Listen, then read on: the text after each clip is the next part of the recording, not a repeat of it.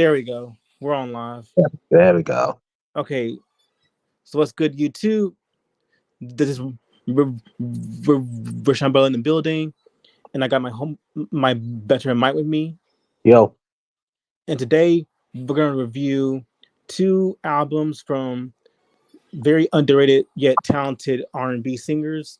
One is from Shirley Murdock from her self-titled album, and here's and Alexander O'Neal's from his Hearsay album. And Shirley Murdock, she is a quick summary. She is best known for her hit single "As We Lay," which is like her most signature song. And she started out as a gospel singer in Toledo, Ohio. Singer musician Roger Troutman hired Murdock as a backing singer for his family's band Zap, who had several hits on Warner Brothers or his reprised record imprint. Based on his success, Troutman began recording tracks with Murdock and lead singer Sugarfoot of the Ohio Players, among others, at his Dayton-based recording studio, Troutman Sound Labs. Murdock and Troutman's first chart single was a Warner signal issued as Roger, featuring Shirley Murdock, "Girl Cut It Out," which charted at number 79 R&B in early 1985. Murdock was signed to Electric Records with No More, which made it to number 24 R&B in early 1986. Then came her signature hit, "As We Lay," written by Zap's Larry Troutman and keyboardist Billy Beck of the Ohio Players. The tender, melancholic ballad made it to the R&B top 10 and peaked at number 23 pop in 1986. That is where her LP, Shirley Murdock, went gold, also helped along by the follow-up hits "Go On Without You" and "Be Free." So the album cover, a quick look at the album cover.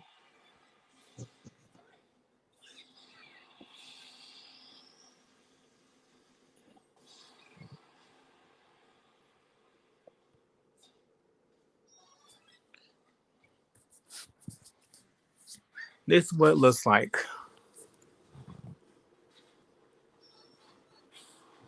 Mm.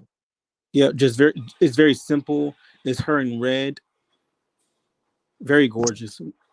Yeah. Yeah, I think I have that album if I'm not mistaken. yeah. She's very gorgeous. Yeah. There we go.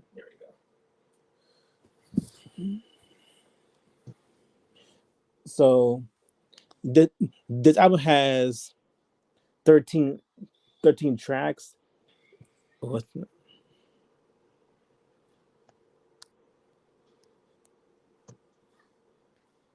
So the album has 13 tracks. The the last four tracks re are remixes, but so we're gonna run by them after we run by the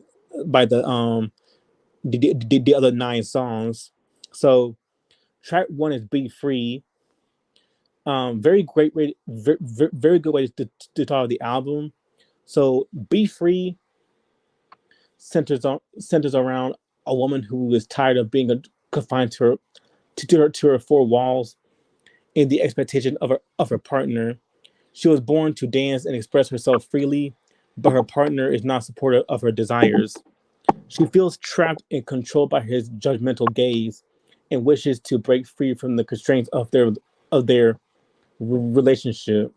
Despite her initial hesitation, she decides to take control of her life and have a night out to dance and enjoy herself.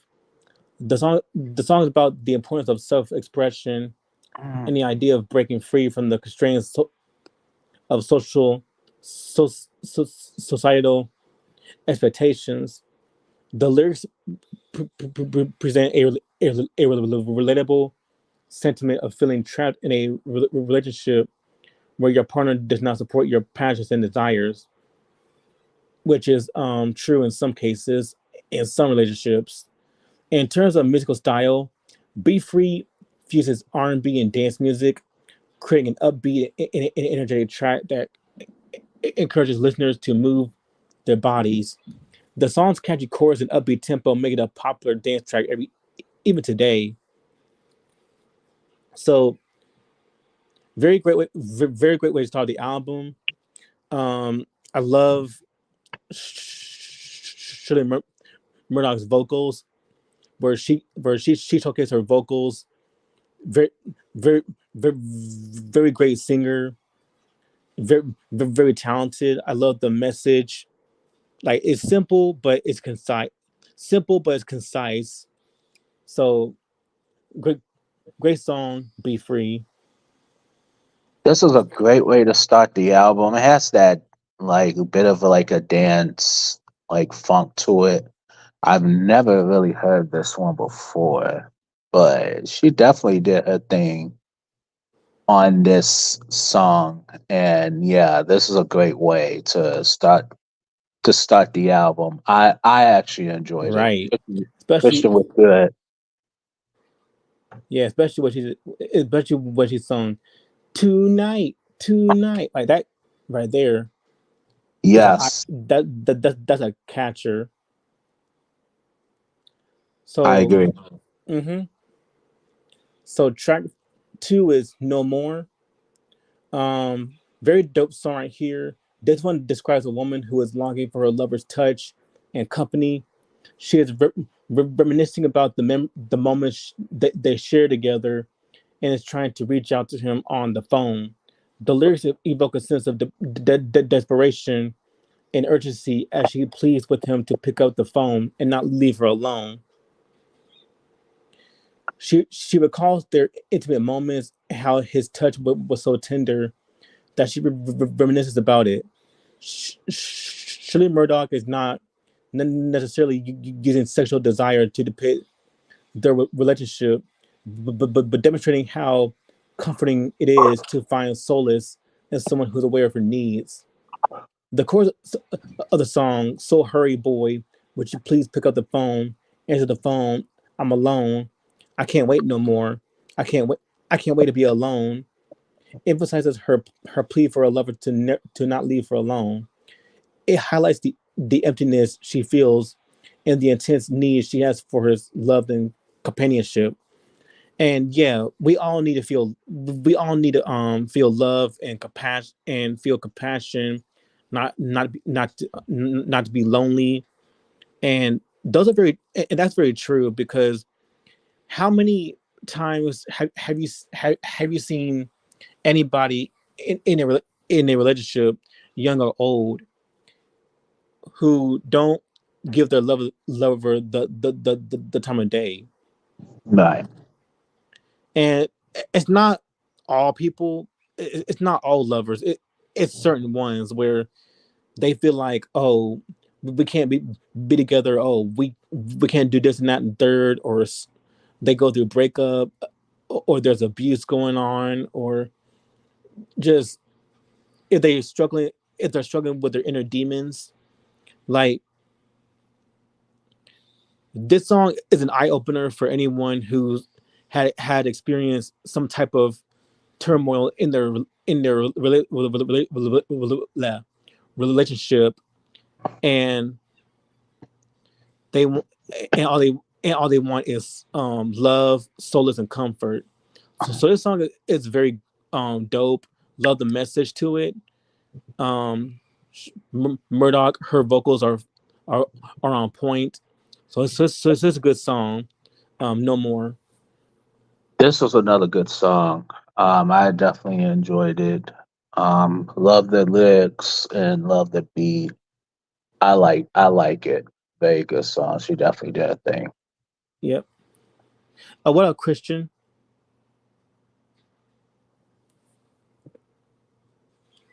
Yep. Christian Christian is in the building. Yes, sir. Yep. Now track three is "Go On Without You." Now this one right here is a pretty much a heart wrenching ballad that expressed the feelings of regret and realization. The opening Mhm. lines of the song talk about how the singer had everything, but before the departure of her lover, she is left with only her memories and the devastating pain of heartbreak. She then talks about how this new person came into her life and she forgot all about her former lover, a foolish mistake that cost her dearly. The lyrics depict an individual's journey from foolishness to wisdom as she learns that a fling cannot replace true love. The song proceeds into a more emotional space with the singer realizing that she cannot go on without her one true love after experiencing the pain of losing him. The song ends on a hopeful note, but the singer promising to not let go of her true love again. The lyrics to "Go On Without You" are not only touching, but emphasize the importance of being wise in matters of the heart. The song is a classic and has been covered and sampled by many artists over the years. Shirley Murdock's soulful voice, combined with the song's expressive lyrics, has turned into a timeless piece of music that people can relate to across generations. The song's message can be described as a cautionary tale about the fertility of one night stands and the importance of finding and holding on to true love.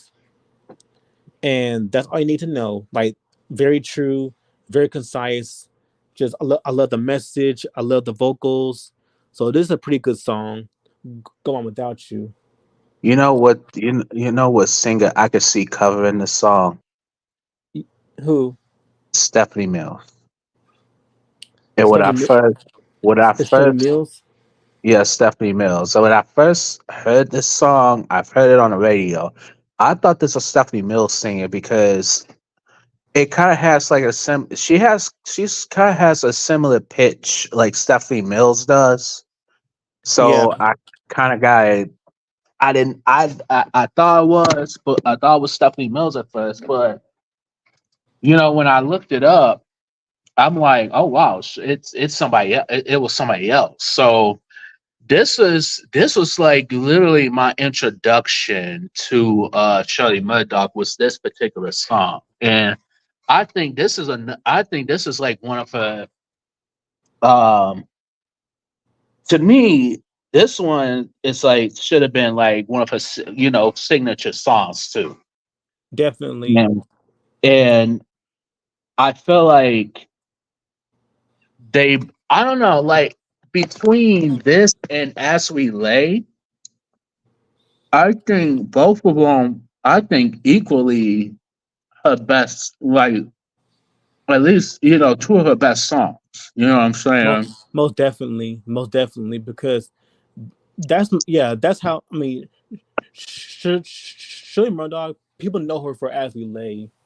Right. Like that's like her most signature hit, and I Hmm. played it, and I know that song because people play it on the radio too on 97.1 QMG. Yeah.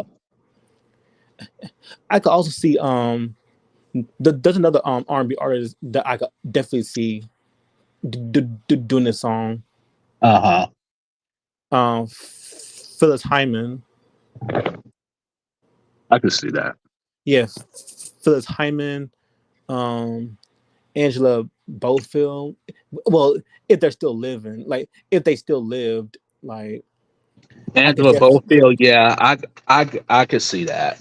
yeah, Angela Bofield because she has like she has that her and Phyllis Hyman have that they talk about heartbreak and loneliness, more so Hyman because that's like people what they know about her is that she talks about heartbreak and loneliness, which depicts her how she lived her life and how that and how when you hear a song like "Living All Alone."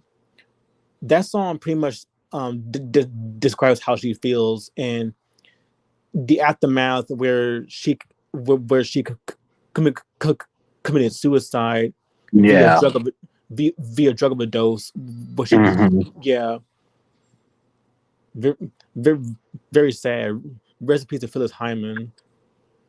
I agree. Q was good, bro. I agree. Hello, Q. Yeah, it's it. Yeah, and yeah, I this is this particular song.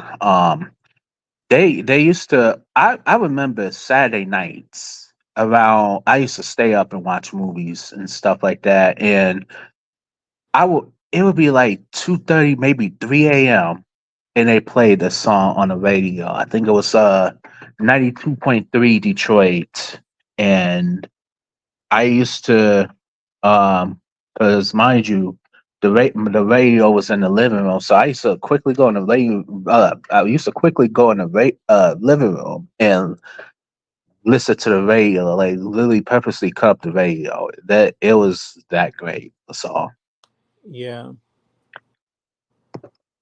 Oh, what's another one? Doo-doo-doo-doo-doo. Oh, I know a very underrated R&B singer. She's my mom's favorite. Um, Hmm. this R&B singer called Heather Hitley. No. Yeah, I could definitely see her do the song too because she's a very dope singer, very dope singer. We I need to we need to review her in, in my mind album. Yeah. That album does not she did not get talked about at all Mm. whatsoever. Yeah, I've never Like heard of it, but she's very under very slept on. what is she? Is she 70s, 80s? Heather Hitley, I think she debuted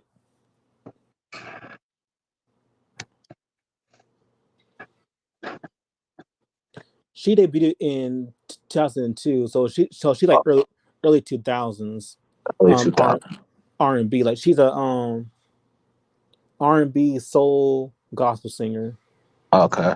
So yeah, she um came out in in early 2000s with her first album, "This Is Who I Am," which was released on October 8th, 2002.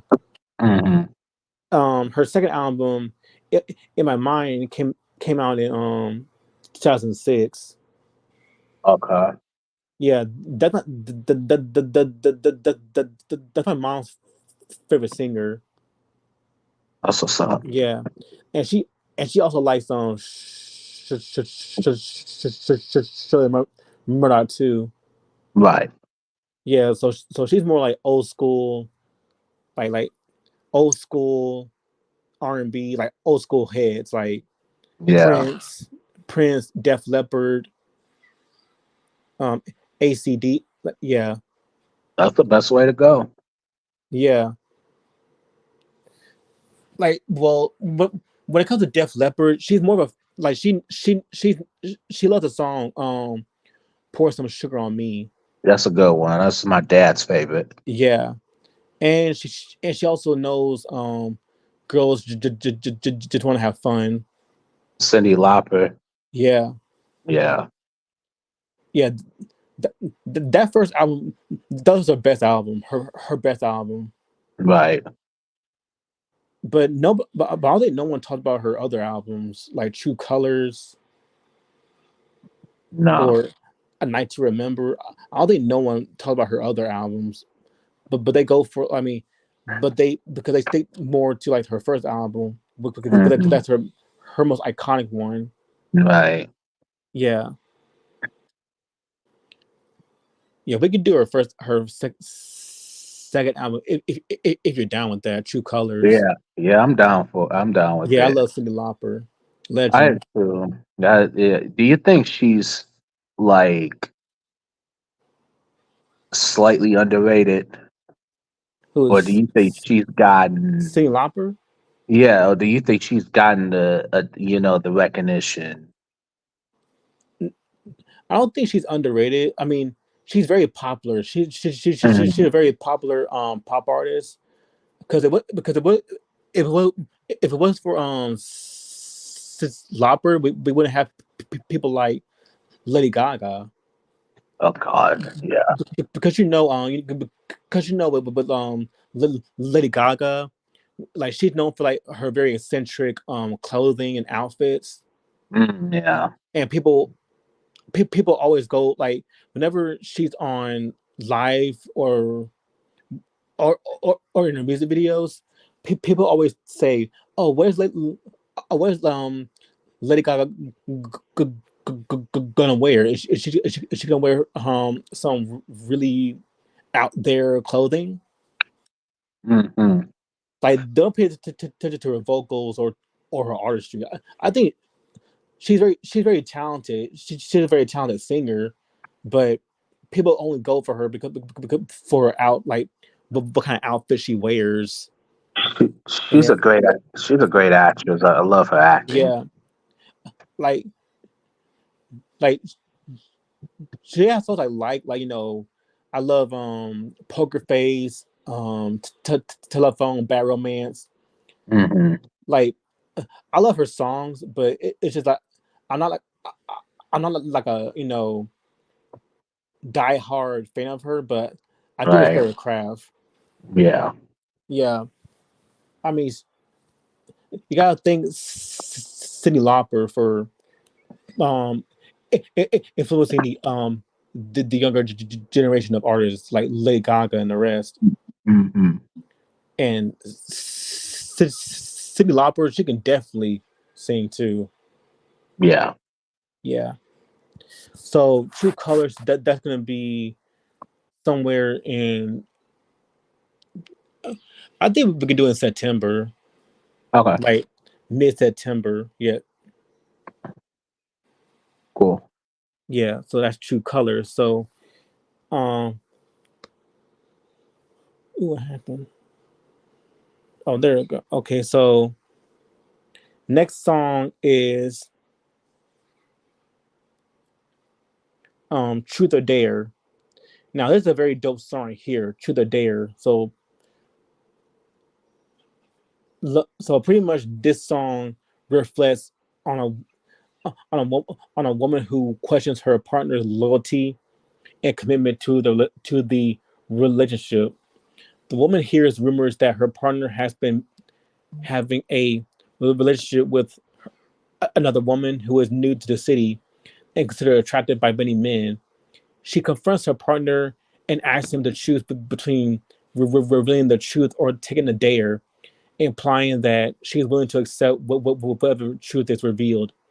She is hurt by his quick departure the night before and receives no explanation for his actions, which leads to more doubts about the relationship.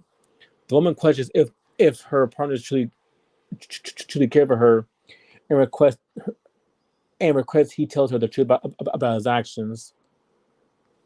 So yeah, very great song, simple but very effective message that needs to be addressed in today's era. And I love Murdoch's vocals. I think she killed it. I love the beat to it, very funky, very energetic. So this is a very great song. To the Dare. This is a very good song. It kind of gave me climax the group climax. It kind of gave me climax vibes. The Oh, I need to get into the the climax. song. I, I need to get into the climax. I need to get into climax. Yeah, climax. Yeah, climax. I have two of their albums and stuff, and yeah, this song kind of reminds me of one of climax songs. Yeah, it gave me climax vibes. I actually enjoyed it. Actually, it's very different. I will say that. So, I enjoyed it. She definitely did a thing on this song. Definitely. So, so the next song is Danger Zone. Um, Very great song right here. Pretty much, it's a funk. Like again, it's a funk song, and she talking about the danger zone. The and is I love the lyrics to the song. I love the mess. I love the lyrics. I love her vocals, and yeah, she killed it. She killed this one. So so very good song, Danger Zone. Yeah, she definitely killed this one. Like the lyrics, and I like her vocals in this one. So yeah, this is definitely a good song. Yep. Track 6 is teaser. Another um another good song right here. Again, again, like the previous 5 tracks, she killed it. She killed this one as well. Um, Pretty much, I like how she said like you're a teaser, you're not a pleaser. Like I mean, think of like teaser, someone who teases you and all that. So yeah, I love I love love this song. I love the lyrics. I love the vocals, the beat, very fire, very funky if you ask me. Very funky, very catchy. So yeah, this is a very great song teaser. Yeah, this is another great song. Another, she definitely did her thing.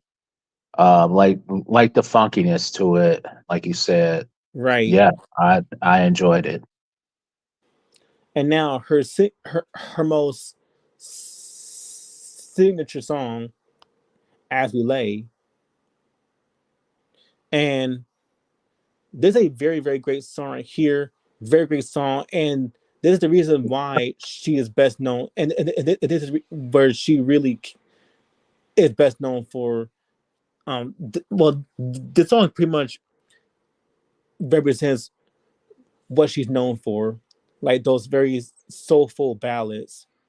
And the song as we lay tells the story of an adulterous couple who slept with each other, but now had to face reality the next morning. Excuse me. The opening the opening lines is morning, and we slept the night away.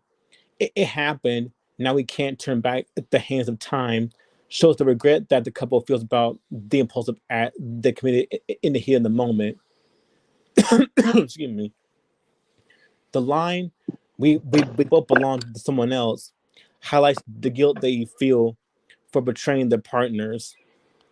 The next verse shows the couple embracing the moment of passion that they shared. They forget the consequences of their actions and enjoy each other's love, which causes pain to their partners.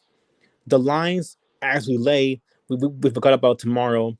As we lay, didn't think about the price we had to pay, shows the carelessness of the couple and how they were caught up in the moment without thinking of the repercussions.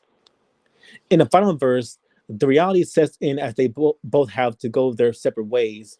The lines, you're leaving me. I know you got to hurry home to face your wife," shows that the person involved in the affair is married, and the other person involved doesn't want to hurt their partner. It concludes with, "You belong to me for just one night," as we slept the night away, shows the fleeting nature of the moment they shared. So yeah, very very great song, very iconic, and one of her most signature hits. And love the message, love the vocals. Um, I love Murdoch's like um mature mature lyrics, like mature but not raunchy, but just but mature in a way that you understand what she's laying out within the song. So it's a very great song, As We Lay. I love this song. Pretty much enough said. I love this song, and this is one of my favorite songs off this album, and possibly one of my favorite songs of all time.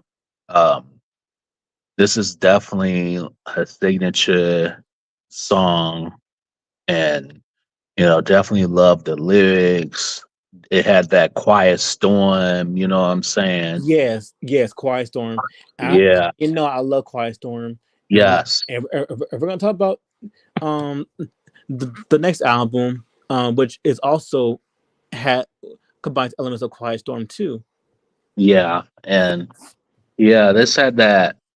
It had that like if you just like laying down like in the rain and stuff like that, and if you want to listen to a song like this, it's kind of like befitted in a sense. So Yeah. I definitely love this song. One of my favorites. Mm-hmm. Track nine, yeah, no, track eight is the one I need. Very great, very good song here. This describes the dilemma of a woman who has found love but is afraid to fully give herself into the relationship until she's certain of the man's feelings for her.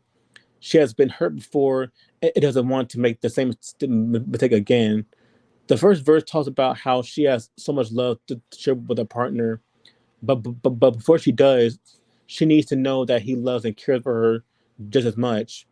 In the chorus, she repeats the phrase, "If I know," emphasizes her need for certainty and reassurance. The second verse is about how her friends are warning her about her partner's past behavior with women. She acknowledges their concerns, but says she doesn't care what people say because they will talk regardless. Yeah, that's true.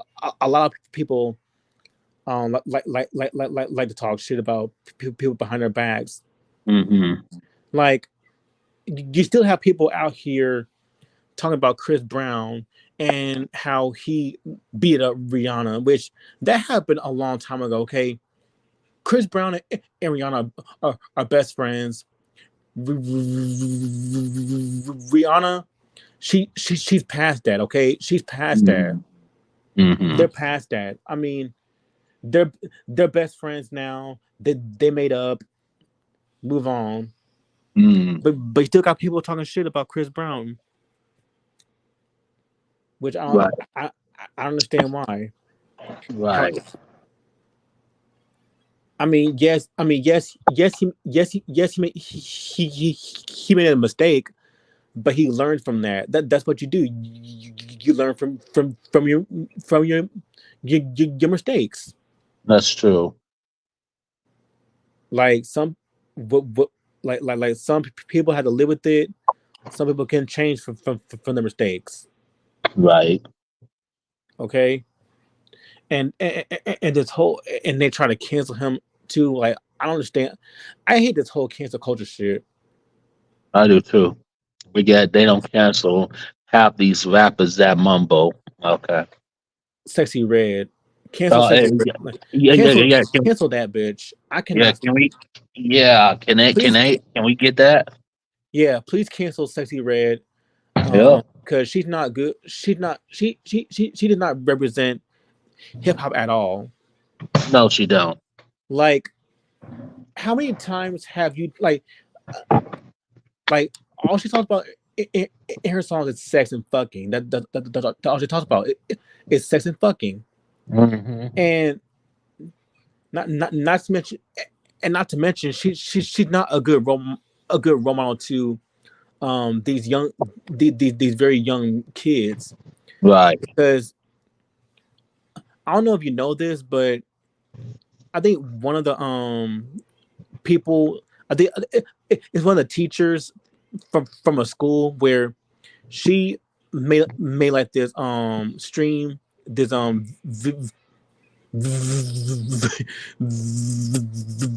video where she talks about her frustrations about how the kids in her class and she's a ballet teacher, mind you. Hmm. So this ballet, ballet teacher rightfully went on live to talk about her frustrations about how her students, very young students, we're talking about like 5 to 6, and they want to talk about they're being very rude towards her. They're not paying attention to her. They're not following her instructions, and they want to put on they want to hear sexy red's music, Yeah, and like why? Why?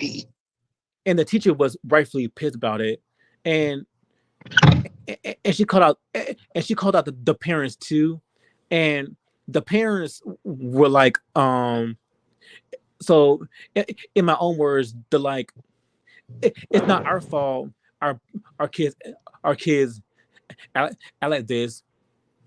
It's your fault for not monitoring them. And I'm like, the fuck is wrong with you parents?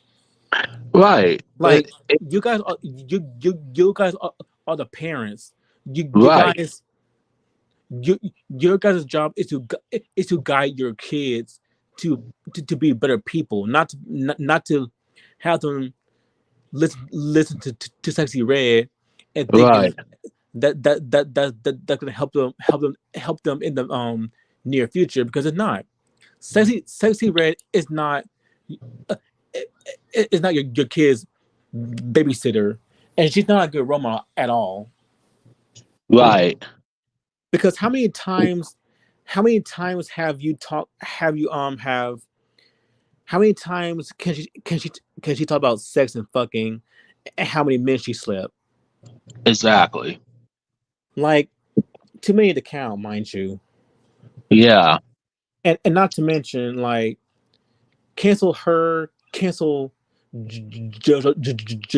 Siwa, and, even though her she was from Dance Moms, Hmm. which, yeah, she's not, and Jojo Siwa, she don't represent the young generation well too. Like that's why we have cats like, when I think of real rappers, real authentic rappers, I think of people like MC Light, Uh-huh. Queen Latifah, Yeah. Little Kim, F- Foxy Brown, Eve. Right. Like, Hmm. those are real rappers. Lauren Hill, Yeah. Lauren Hill, like Hmm. she's a real rapper. Real Yeah. those are real rappers. Oh, Left Eye from TLC. Right. Real authentic rappers who talk about authentic stuff. Not people like Sexy Red, Cardi B, or Rilla, where God. where they talk about all they talk about is sex, fucking, and how many men they slept. That's not what hip hop. That's not what hip hop is all about.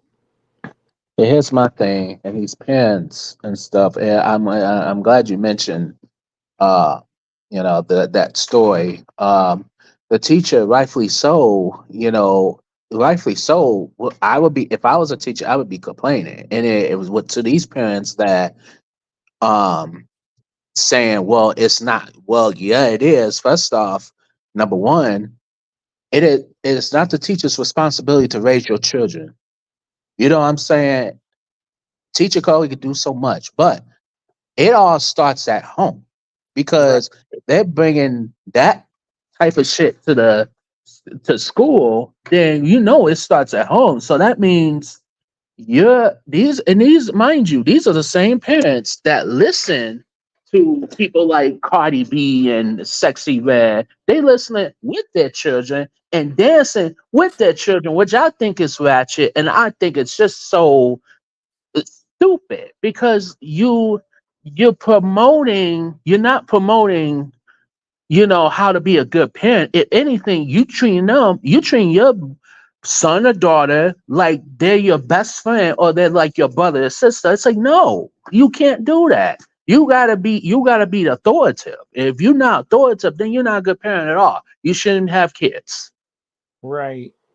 That yeah, yeah. Tell it, because that's what all these parents need to learn from. They're completely blinded by the media, and also Sexy Red saw that video, and she basically said, and she basically told the teacher, shut the fuck up and play my records. Plain and simple. That's crazy. That's Yeah, ridiculous. she told the teacher to shut the hell up and play my records. She need to be canceled then. Yeah, That and if you she, tweet something like that, that really shows that you're not a good role model to these kids not at at all. all, at all. Like, I can think of one good role model, and one great role model for kids, in my opinion, a very great role model, Alessia Cara. Yeah. Like, cause or Coco Jones, Ari Lennox, like those are real Hmm. role models. Her, SZA, like those are real. Those are real role models. Hmm. And even and even though SZA's music is not for kids, at least she's not ratchet like a Sexy Red at all. Like, that's why I like SZA, because SZA talks about like real stuff, like, trauma, loneliness. Like, people say that, oh, she talk about like side chick song, or well, she does talk about, side chick songs, having, nigger rants and all that stuff. But at least she's honest about Right. how she talk, about who she is. Right. At least she's honest. That's why I give SZA. But Sexy Red, all she all she talks about is fucking, and Right. her lyrics. She has no other meaning, but beside, she has no other message besides fucking and sex, and how many men she slept with. I agree. And and and to the parents saying, "Oh, it's not our fault that our kids are are acting up. It's your fault because you're not monitoring them." Which No, you're again, not. it's not the teachers or Sexy Red's job to monitor your kids. How I Exactly. mean, I don't plan. I don't. I don't want to see Sexy Red have kids, because if she had kids, she would definitely put them on her music, which is not going to be a good thing. Oh God. And it's Oh. not me, and it's not because of the double standards. Because I do feel like women should be comfortable with their sexuality. Right. Like, men and women, like both parties need to be comfortable with their sexuality, but it's when people like Sexy Red, they just do it for cloud purpose. Yeah.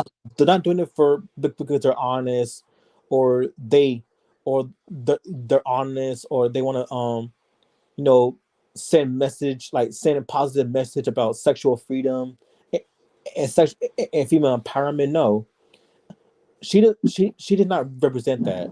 All she No, you all she didn't. talks about is fucking people, fucking men, and how much she sleeps with them. Exactly. That's all her that's her music. Yep, I agree. So it's not so it's not the teacher's fault that she's rightfully angry about how her students are acting. It's the parents' fault for not monitoring their kids. They're not raising their kids right, No, and, they're not. and that's and that's what leads to so many frictions in both the real world and at home. I agree. Because you do realize that what kids what kids learn from their parents might have done the same thing when they were kids. So they pretty much so I think they pretty much inherited inherited their parents' bad traits. Right. So yeah. So back to Murdoch, Shirley Murdoch. I had to get that.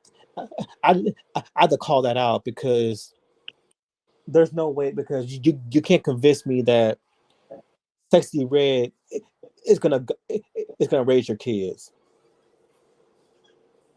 So okay. However, she still needs to know what her partner is committed and dedicated to their relationship before she can fully let herself go. The bridge of the song talks about how the kind of love the secret wants to give, tender, sweet, and dedicated. Overall, the song is about the fear and uncertainty that comes with giving yourself to another person. It acknowledges the importance of trust and communication in a relationship and shows the singer's vulnerability and hesitation. So love the song, love the lyrics. I love the production, the vocals on a song. So this is a very great song. The one I need, Uh, we're on number nine, right? huh? We're on number nine, right? We on nine, right? Yeah, no, track 8. Check eight. The one Okay. I need. Okay. This one was a pretty good. This is a pretty good song. I enjoyed it. She definitely did a thing vocally. I like it. Yeah, yeah, yeah. I'd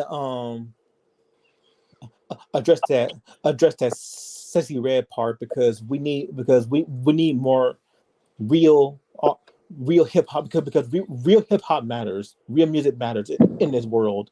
I agree. And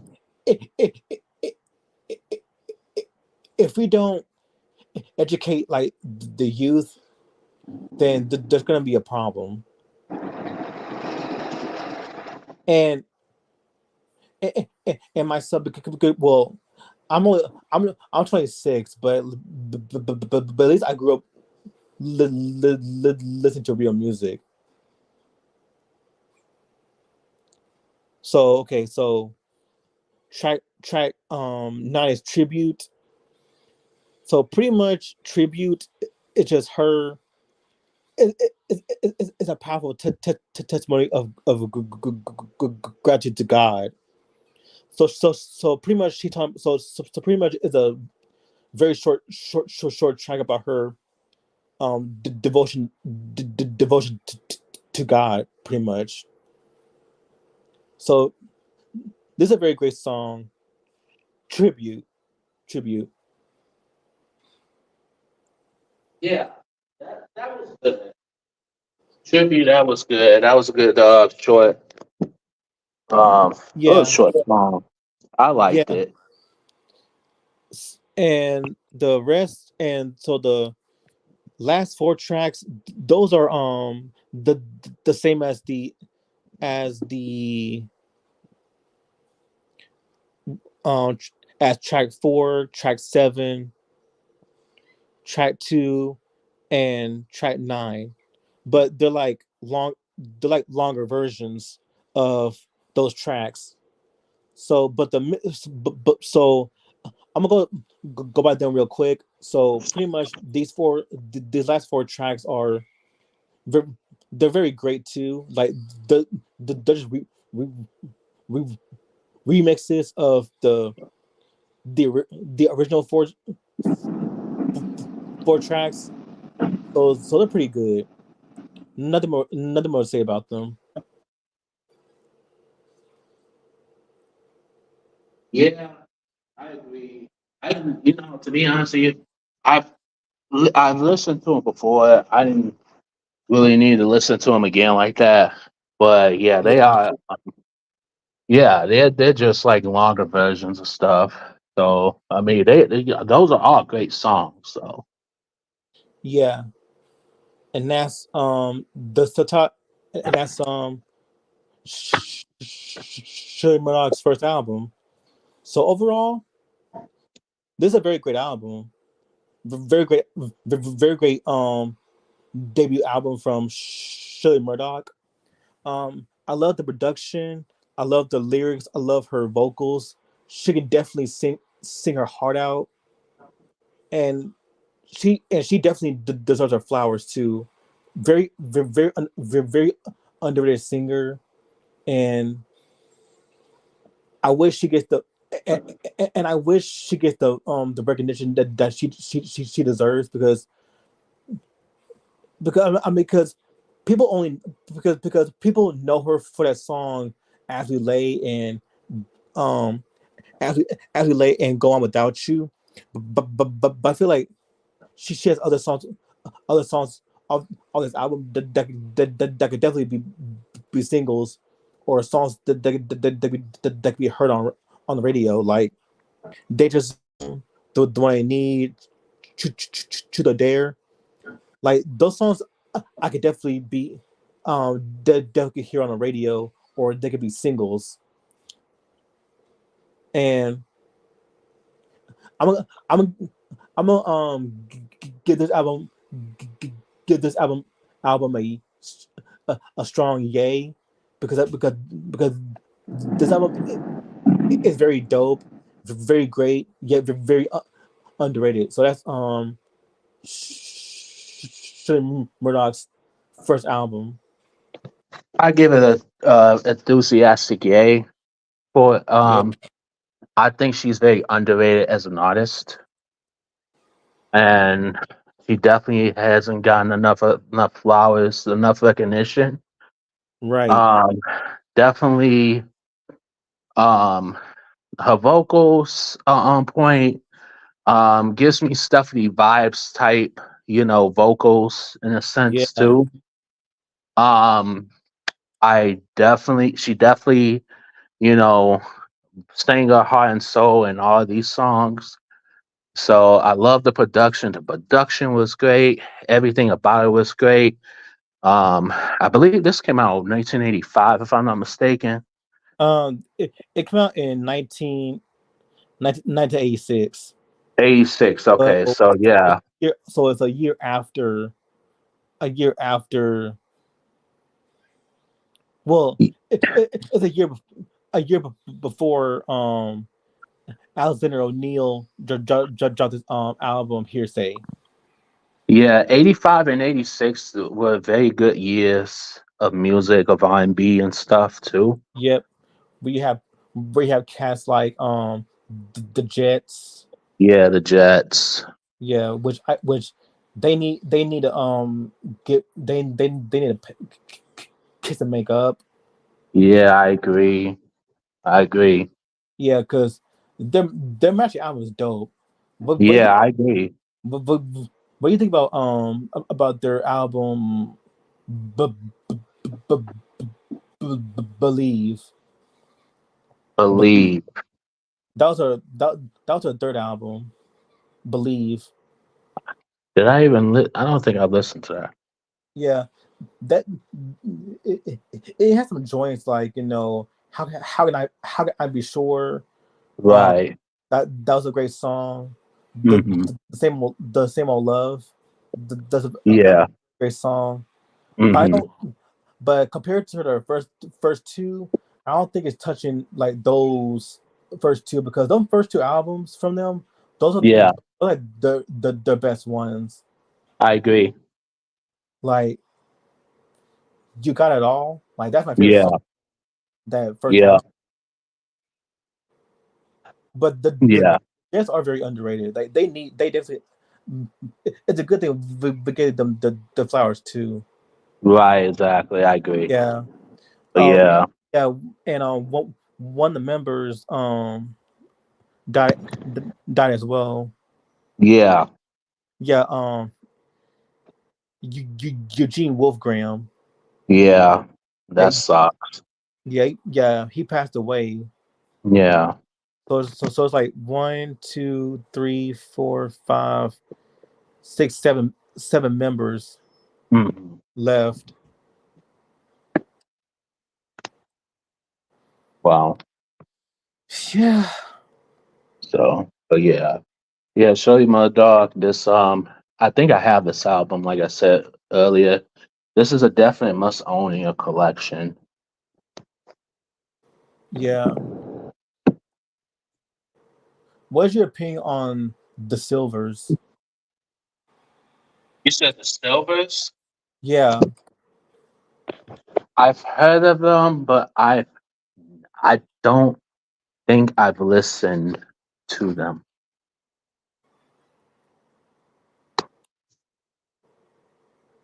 mm, yeah. Yeah, they were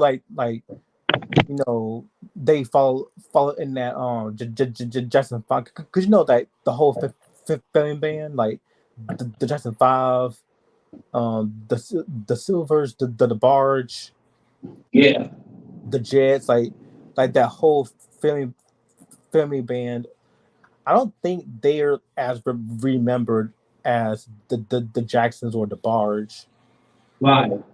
Yeah, because people look at them like they're like Jackson Five ripoffs. And well, because I don't think they have like a concrete identity like the Jackson Five, because in the Jackson Five you got Michael, Tito, Marlon, Jackie, Jermaine, like you have those cats, Yeah. or DeBarge, you got Bunny, like yeah, Jackie, Tito, Marlon, Terrell Jackson, Jermaine, Randy, Michael for the Jackson Five. Yeah. Then you got the Barge. But the Barge, you got L, James, Mark, Bunny, Randy, Bobby the Barge, and then you have the Jets with people like Leroy, Eddie, Heine, Rudy, Kathy, Elizabeth, Moana, and Eugene. Rest in peace. Yeah. Yeah, I don't think the Silvers get as much wide attention compared to them. Right.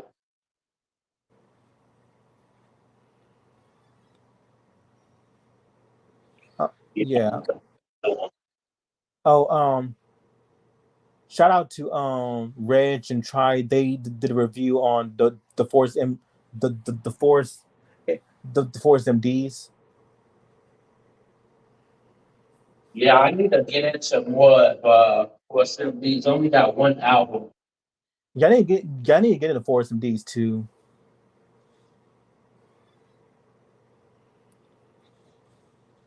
Oh, and Run DMC. Yeah.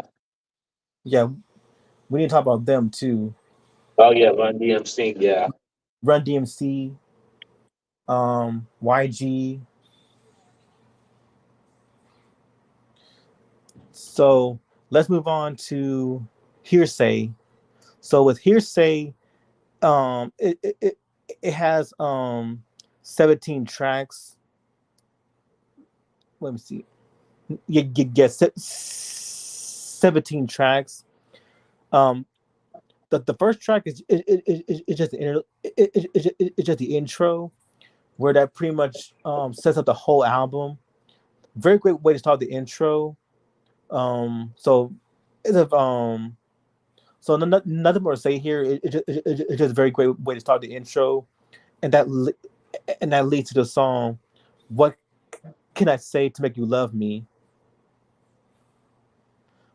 So this is a very great song where he's where it could be interpreted as a plea from a man to a woman to tell him what he needs to do or say to win her love. The singer acknowledges that he doesn't know everything there is to know about love, but tries to improve by reading about it every day. He wants to know what he can do or say to prove to the woman that he is worthy of her love. The lyrics suggest that the man is willing to put effort into their relationship by being a gentleman and playing games of hide and seek to find the answer. He seems to be lost and confused about what he needs to do or say to be with the woman he wants. The chorus repeats the question, what can I say to make you love me?" Emphasizing the desperation of the man's plea. The song ends on a hopeful note with the singer expressing his belief that once he figures out what the woman wants, she'll be the one that he loves. So, a very great way to start the album. Love the message, simple but concise. I love um Alexander O'Neal's vocals too. He definitely killed it. So it's a very great song. What can I say to make you love to make you love me? I thought it was okay. His vocals was good, but to me, I couldn't connect with the song for some odd reason. I don't know why, but I thought it was just okay. Yeah, it's very simple, Hmm. like simple but concise. At least the message was concise because you know Yeah. what he's talking about. Hmm. And Alexander O'Neal, he's a very very great singer. I know him for that song with what he did with Sherelle, Yeah. Saturday Love. That is a banger. That never Yeah. gets old. Hmm. And that's another artist. Wow, Sherelle. Yeah. Yeah, Sherelle, Sade. Like we definitely need to talk about Sade too. Oh yeah, definitely. Yeah, that's that soulful grandma, soulful grandma. Um, track three is the intro to Hearsay, which leads into the the title track Hearsay. Um, very great song right here. So Hearsay talks about a man who is being falsely accused of cheating on his partner. In the first verse, the man confronts his girlfriend who is spreading rumors about him all over town. He tells her that it's just hearsay, meaning that it's nothing but gossip, and there's no truth to it unless she can prove it. The man questions where she got the information from and thinks someone is trying to break up their happy home by spreading lies. In in the second verse, the man explains that people always point the finger at him when something goes wrong. He tells his girlfriend that it's just hearsay and there's no truth to it unless she believes it. He begs her not to bring him in any more hearsay and reaffirms his love for her, saying that there will be the love of hearsay. The song employs a catchy and upbeat melody that contrasts with the serious message, the serious message of the lyrics. It's a cautionary tale about believing rumors and the damage they can cause to relationships. At the same time, it's a love song that celebrates the power of true love or false accusations, and that is a very true message because this needs to stop really. This needs to end really really soon. Like all these rumors, all these gossips that people spread about people having sex or people being a hoe, this and the third, or people mar- marrying people outside their race or dating people outside the race, that needs to stop. Yeah. And this is why I bring in I'm gonna bring up that Proud Family episode from the reboot Zoe got asked out by where Zoe got asked out by this black black black teen actor, and all of her friends pretty much jumped on a bandwagon. So a black guy asked a white girl out. Let's let's harass let's harass her, bully her, and just treat her like garbage because oh no, a black guy asked a white girl out, and knowing who Zoe is, meant to be like the nerdy white girl of the group. Right. Um, what they did that in episode was incredibly dumb. Like, I, I, I'm not gonna call it dumb because dumb is too kind of a word. I'm just saying they were just just very shit ass friends, Right. especially Dijon. Well, I don't consider Dijon a real friend because she's not a real friend. She's shown herself time and time again that she's horrible, like a horrible friend towards Penny and the rest. Like Penny, Penny the most because Penny is too damn was too damn apologetic towards Dejanay. Like she always give her too many chances, and I don't Yeah. understand why. You should have dumped her a long time ago. And the fact that La Cienga's at the prison party, La Cienega um just scathingly asked Zoe, has any other boy ever asked you out to a dance? So this pretty much implying it's pretty much implying that they're calling Zoe ugly. Like she like they're calling her the saying that she's undesirable to even have a decent boyfriend Right. at the party, which and pretty much they banned her from the party pretty much. That's crazy. Yeah, all because of a rumor, all because of a freaking gossip, all because of a freaking hearsay from Maya's quote unquote cousin saying that, oh, not really. From what I heard, no one only dates white girls, which Maya, you are a stupid bitch for believing that. Yeah. Like, how can you possibly believe that lie, that hearsay, when we never heard, when we never see when one, we never saw your cousin. Two, it's never been addressed at all. And three, Right. your cousin might be as stupid as you. Right. Yeah, and and also her parents um are two interracial couples. One is black, one is white, Mhm. and they love each other too. Did she forget about Right. that? That she has two interracial parents. Yeah. Yeah, yeah, she forgot about that, didn't she? But Yeah. but no, she wanted to jump on a bandwagon. Oh, not really. Well, from what I heard, no one only dates white girls. How would you know that?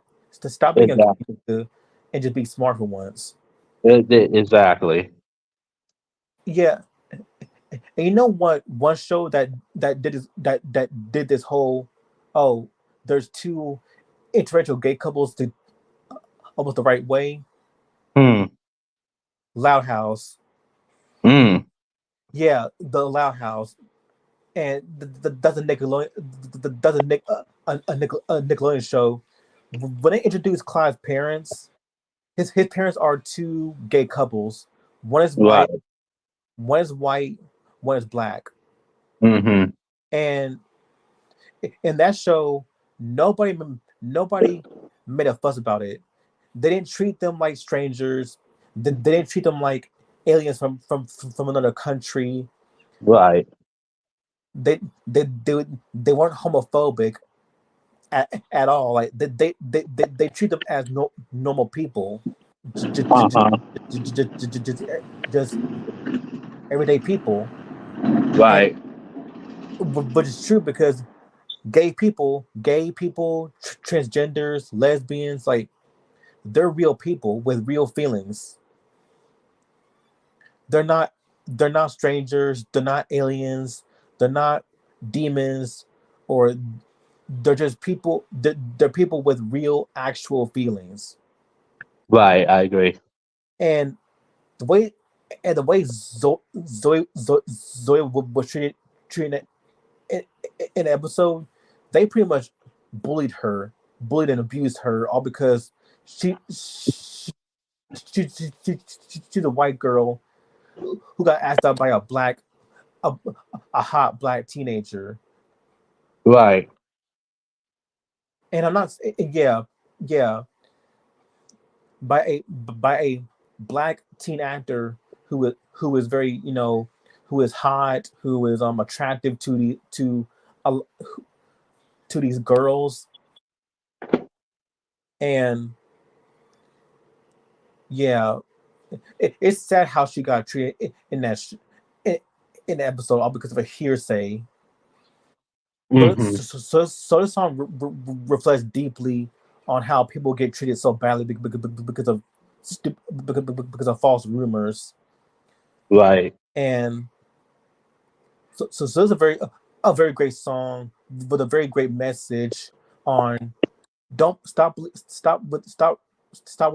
the rumors and look for evidence, or in this case, don't look for any evidence at all if you believe in shit rumors like this. So it's a very great song, Hearsay. Um, this I like the message that what it said, you know what I'm saying? Um I thought again this song was okay, but I definitely like the message that it's saying. So it's like I get the message. Yeah, don't believe in rumors unless you believe in them. Or Right. in this case, and that's why and that's the reason why I brought up that Proud Family episode, is because it did this episode because that song reflects on the episode where Yeah. you believe in hearsay, like you believe in hearsay and you just run with it, and to the point where you pretty much bully, ostracize your best friend, who is a white girl, mind you. And it just shows you that Penny Penny and Zoe, they need real friends, because what's the point Yeah. of going back?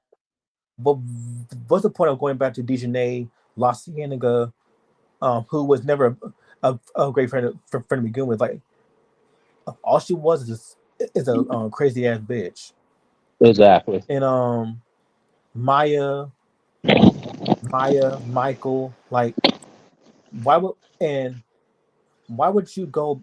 Why would you still be friends with people that don't really care about you? Right. Like, they're not your real friends, okay? They're not your real friends, and it's been established in day one. Even the original, they were not real friends. They weren't real Yeah. friends. Like Disney, Penny, La Cienega, Zoe, like they were not real friends, and also they're not just the they're not the, they're not just toxic towards Penny. They're toxic to each other too. Right. So how can you believe? How can you still be friends if you're that toxic to one another? If you hate each other that much, Exactly. like what's the point of going back? And that's why that episode.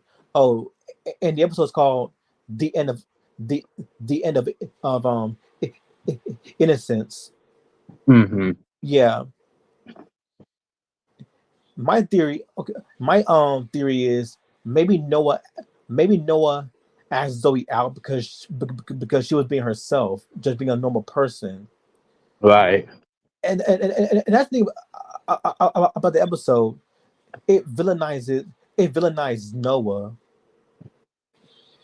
It villainized Noah. Like that episode tried to vilify Noah, um, Hmm. thinking that, oh, he's this hot teen black actor who only loves white girls. Which, I mean, yeah, he might have a preference, but I mean, everybody has preferences. That's true. I mean, some people like fat people, some people like skinny people, some people like Asians, French, Spanish, Portuguese, Brazil, Puerto Rican, what have you. Right. I mean, fat fat people are attracted too. There ain't nothing wrong with dating a fat person. I think fat people are attracted too. But the point is that people have preferences, okay? And the whole episode it's just them bullying both Zoe and, and Noah, like Hmm. bullying Zoe because she's white, and bullying Noah because they try to vilify him. Which, but in reality, I feel like Noah, at least no, I think Noah only likes people who are normal, just civil people. He don't like people being in his face all too much. Right. And I can't blame them because when you watch because when you watch the episode, Dijon Dijonay, she tried to lock lips with Noah. Yeah. Like she tried to flirt with Noah, beat beat up on beat up on his face, and I'm like, Hmm. Dijonay, you got a boyfriend, Right. and so does Penny. Like Penny and Dijonay have boyfriends. Hmm. It, it it's established since day one that they are boyfriends. That's true. So pretty much not only do, do they have boyfriends, like established boyfriends, but they're also uh, attempting to cheat on their boyfriends. Right. Make that make sense. Exactly. Disney, that's to be expected because Disney's a horrible Disney's a horrible person. But Penny of all people, who is the most one with the most common sense, yeah, Penny do better. But Agree. yeah, that's how, but that's all I could say. So that's why this song is very relevant because it's true. Don't Right. believe in rumors. Stop spreading rumors. Don't believe in rumors. So track five is an intro to the lovers, which leads into track six, the lovers. So track six, track six, the lovers is a very um good, good song here. This one talks about. Come on, there we go. So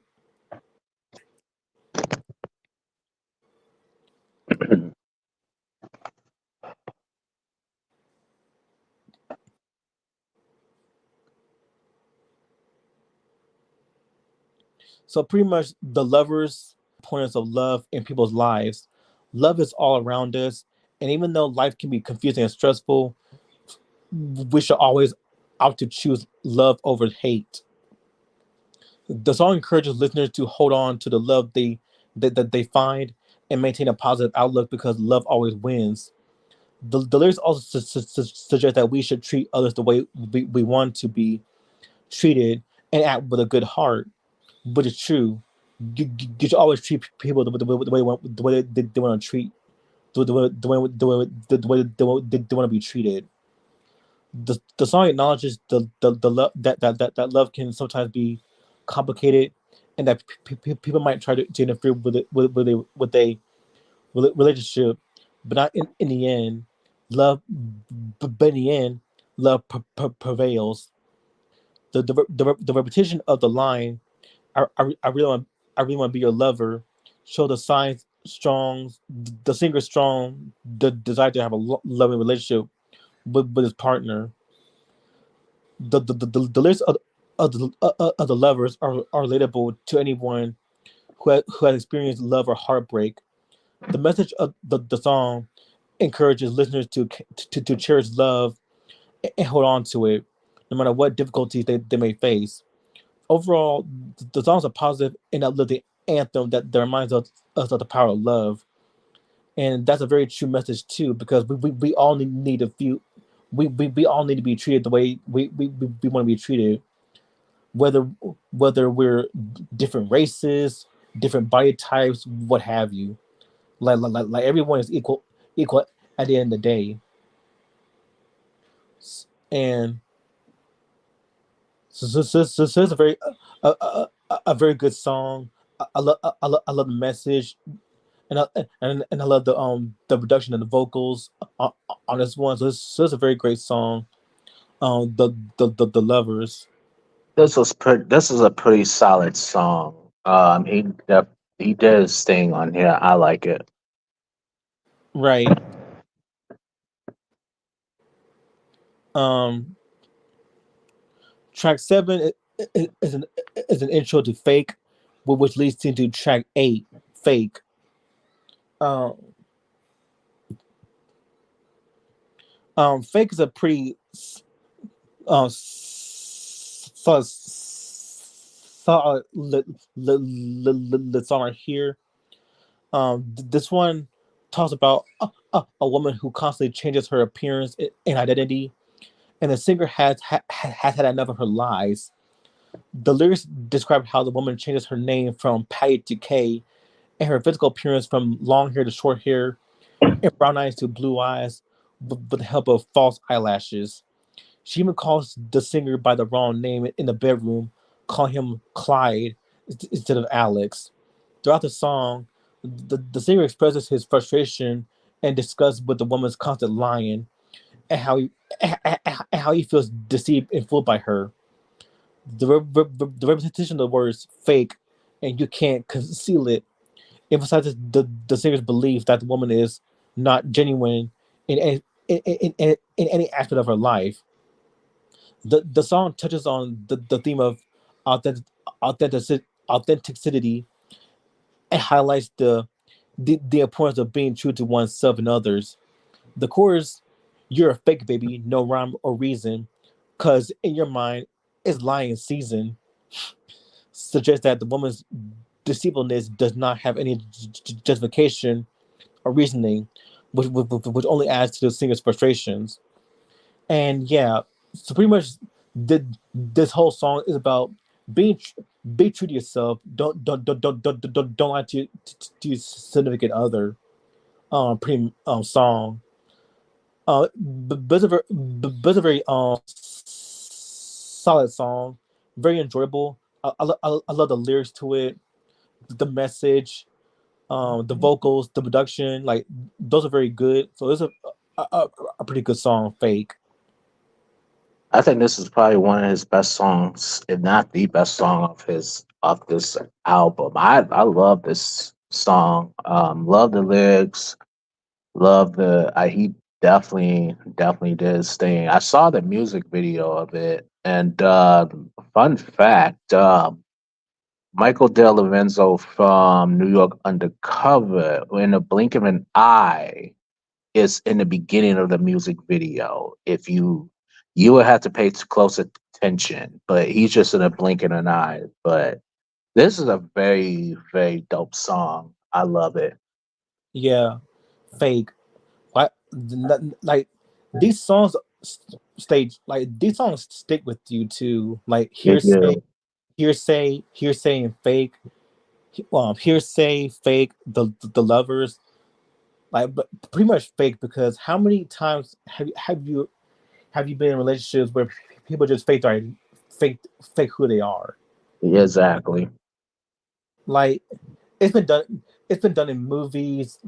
Like you see it all in fiction and in real life. Like it's everywhere, and that needs to stop because they act like they act like there is some type of spot some espionage film, Yeah, and you're I not. agree. You're not in no espionage espionage film. You're Exactly. you're in a romantic relationship. Exactly. Like, what the heck are you doing? Why are you lying? Yeah, I agree. Yeah. So track nine is the intro to criticize, which leads into the tenth. The track 10 is criticize. Um, this is a very dope song. Excuse me. This is a very great song right here. Pretty much, its whole message is all about people. People, talking talking crap about you behind your back.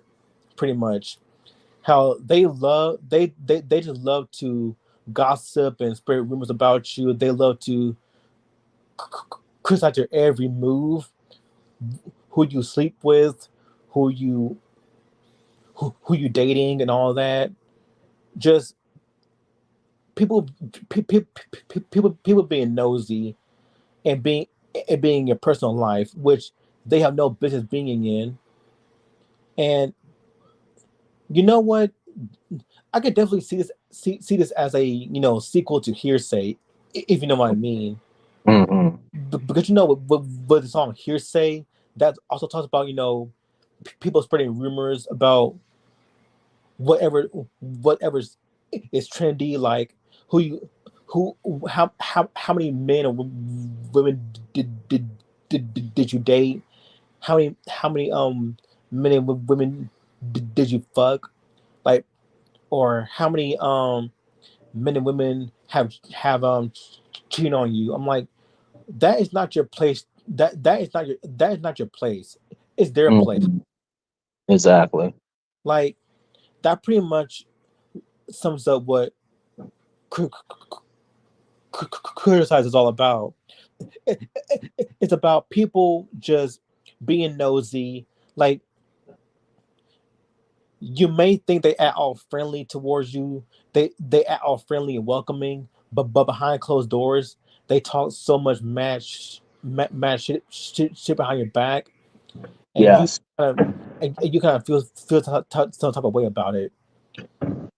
So it's a very great song, very relatable message. Criticize. This is a pretty good song. Definitely relatable. He definitely did his thing on that. I liked it. Yep. Um, Track 11 is Never Knew Love Like This. Well, the intro to Never Knew Love Like This, which leads into track 12, Never Knew Love Like This. Um, Very good track. This one, so this one is talks about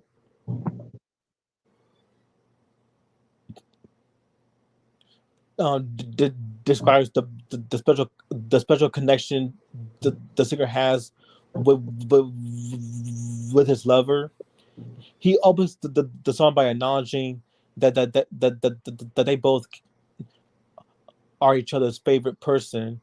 There's a mutual understanding of the love they share for each other. The singer emphasizes his commitment to his lover, saying that they'll be together always. Nothing on this earth could ever keep them apart. He expresses his gratitude for meeting someone special like her, and how just hearing her say, I love you, is enough to brighten up his day. The chorus of the song emphasizes how the singer never knew what love was before her, even though he has been kissed before and loved before. The singer stresses how he is grateful for having someone like her in his life, and he dreams of holding her tight. The song ends on a high note, with both the singer and the female vocalist singing how they never knew love like this before each other. Overall, the song's message is that love can be transformative and make one's life better. And it's all thanks to the special connection between two people. And I'm gonna look up real quick about who is this woman singing. Oh, it's Sherelle. Sherelle. So, yep, Sherelle. And you know Sherelle, she's known for that Saturday Love joint. Yeah, Yep, Sherelle. So this is a very great song. I love the vocals by Alexander O'Neill and Sherelle. Sherelle's a very talented singer. I don't think she gets her just do this well too. right. Aside, aside from Saturday Love, which people only know her for, but but other than that, this is a very great song.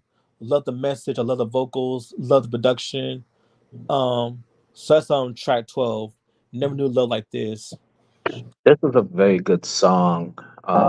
This is definitely one of my favorites off this album. He definitely did. Both of them did that. Excuse me. Both of them.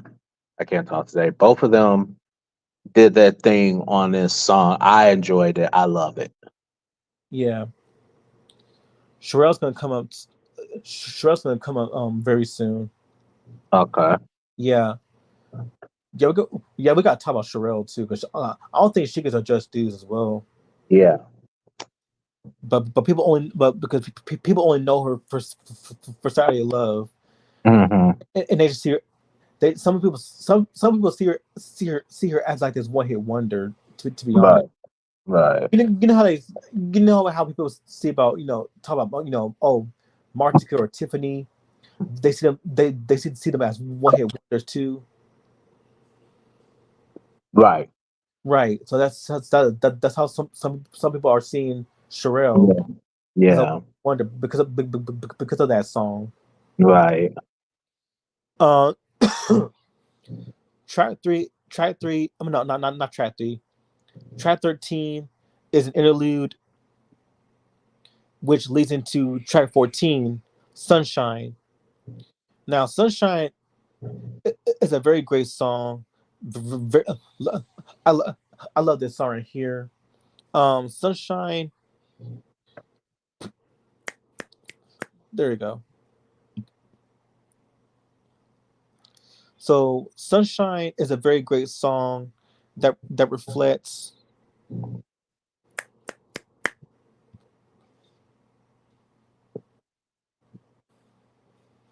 There we go. The singer describes how a special person has transformed his life. Okay, so Sunshine reflects on how the singer describes how a special person has transformed his life, making it brighter and happier. He addresses the person as sunshine, and the contrast between her and the cloudy day when she came into his life cannot be any more striking. He describes how her warmness touches and warms him, and how he can never keep himself away from her. She has touched him with a smile that glows, and he cannot imagine going a day without her. Says no other remedy is strong enough for him. Furthermore, when life troubles come around, it start to weigh him down. The singer calls on his sunshine as the one who can uplift him. Her love reaches out to him with warm rays that he senses whenever he is next to her. In essence, the song couches the essence of how love can transform a person's life by making them feel safe, secure, and happy. Uh, Very great message. I love the song, love the message. I love the lyrics, love the production. I love the vocals.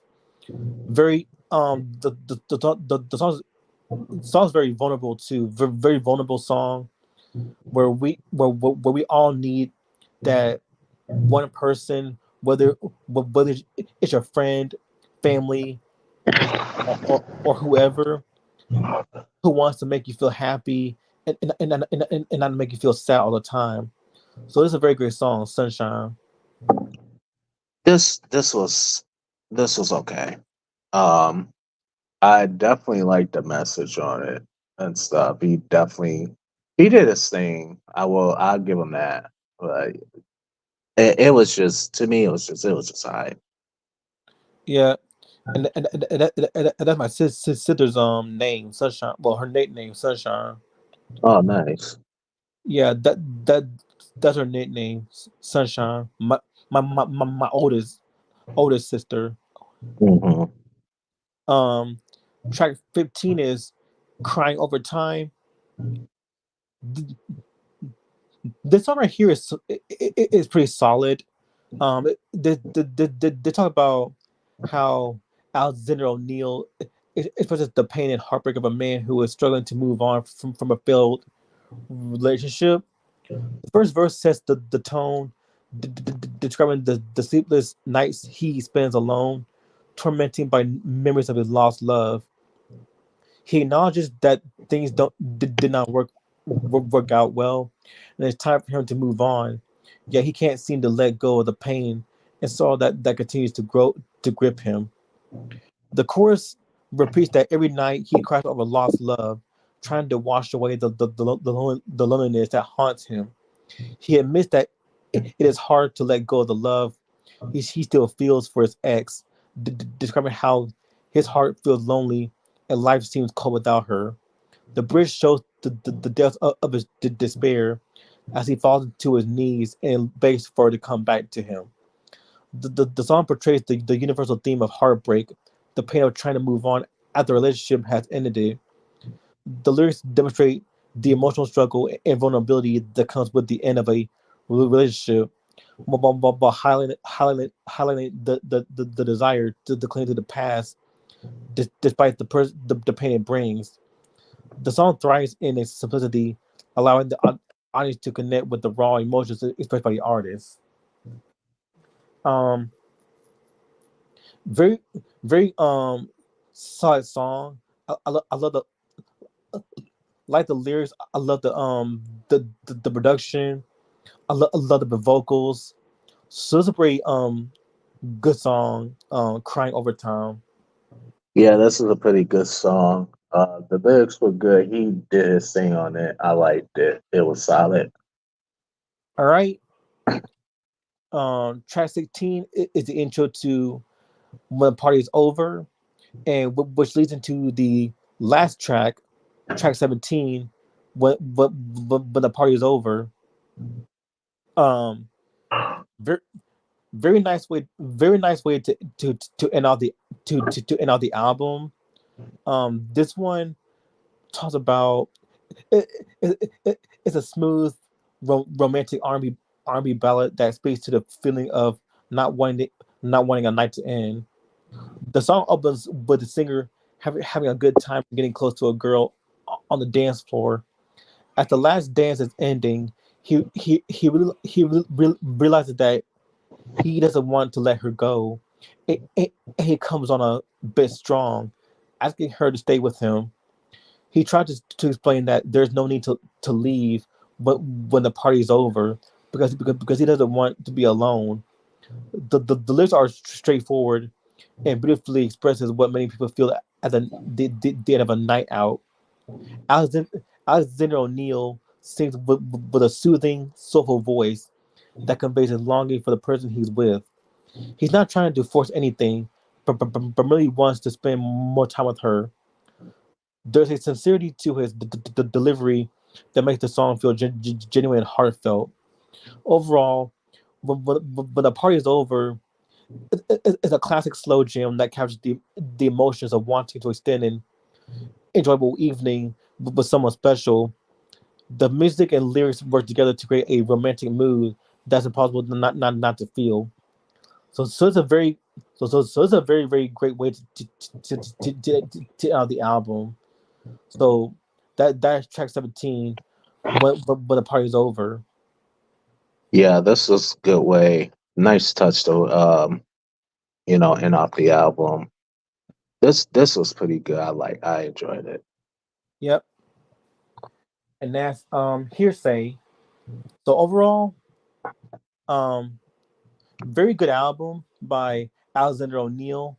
I think he did his I think he he definitely brought his A game to this whole project. I love the production. I love the vocals. His vocals are very smooth, very soulful, and this is how you definitely do. This is how you definitely do it in R&B album, like very smooth, very melodic. Um, not like the trap shit that we have now. Just just smooth, sensual R&B that mixes pop, soul, dance, and a little bit of new jack swing. And I love the production by Jimmy Terry Lewis. Like and they definitely brought their A game as well with the production. Similar how they produce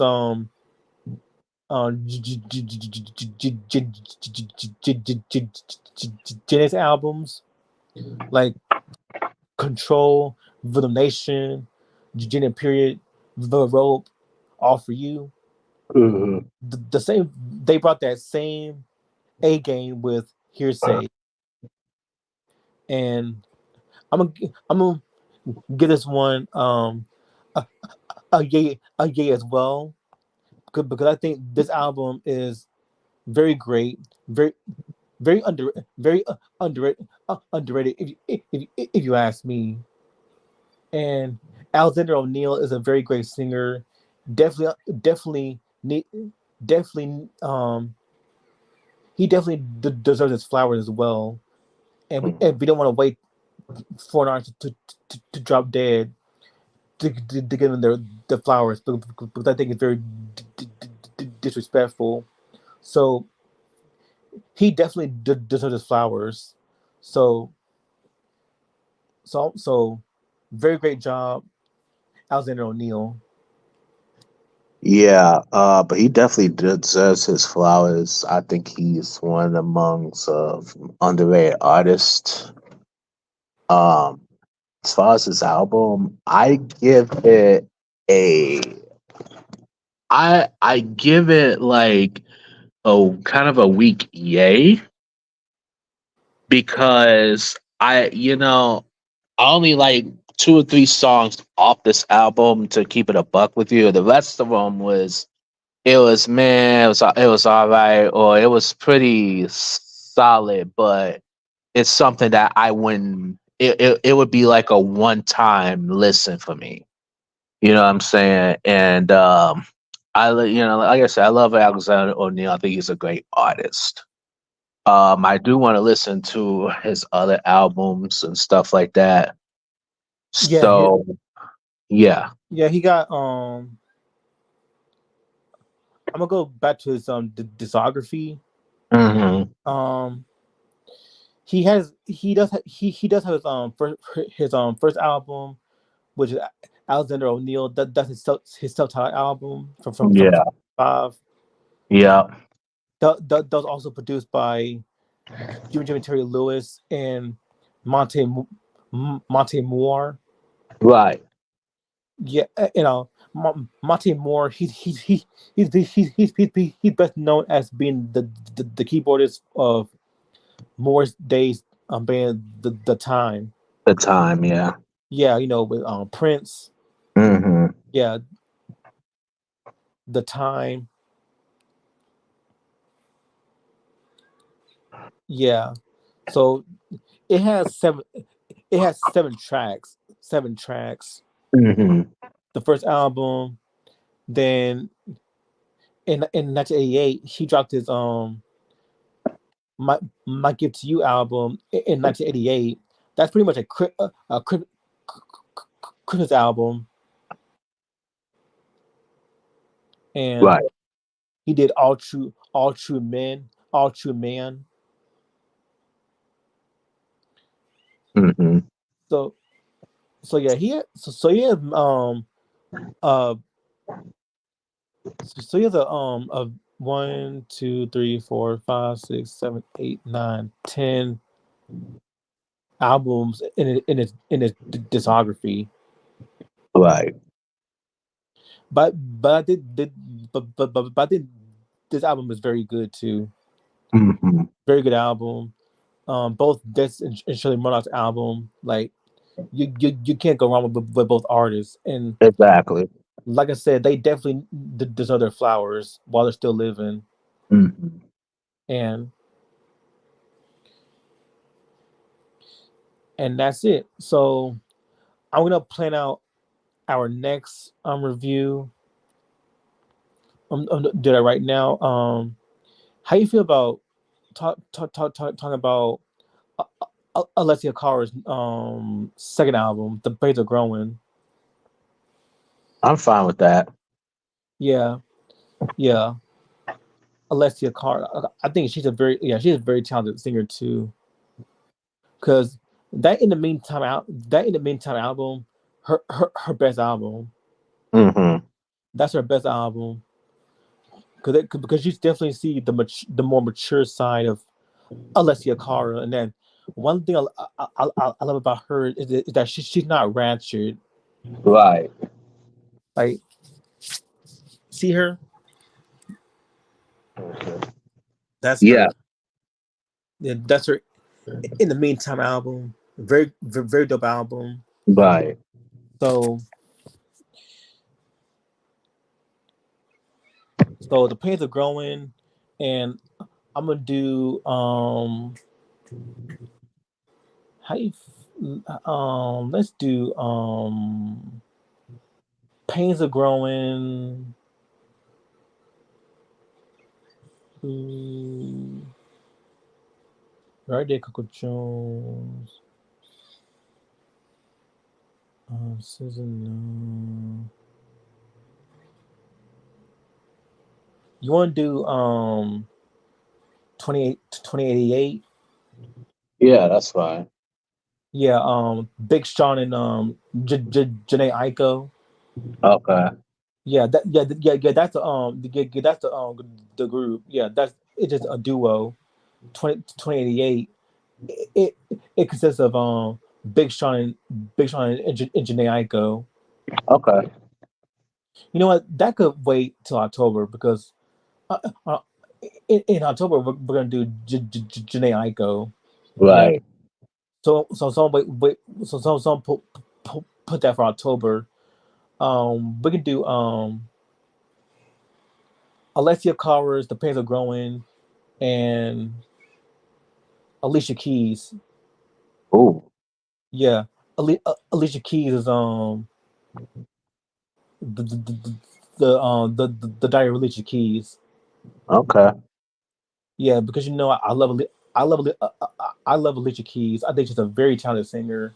Yeah, I do too. That song, my favorite song is "You Don't Know My Name." Uh-huh. That's a banger. That's when Kanye West was on that piano. Right. I'm like, that's yeah, Kanye. Hmm. Yeah, I mean, yes, Kanye. I get that Kanye is controversial, but let's not act like he's the only controversial person out there. Exactly. I agree. Yeah, because there's been plenty other controversial people out there besides Kanye. Hmm. You got Drake, you got Azalea Banks, you got Hmm. Jojo Siwa. Right. You see how she looks now. Yeah. She definitely doesn't look like how she was when she was a child. Like Right. she completely changed for the worse. Mm-mm-mm. Jojo Siwa, Nicki Minaj, Cardi B, Megan Thee Stallion, Sexy Red. Like you still got Sexy Red the worst out of all out of all the female rappers. I agree.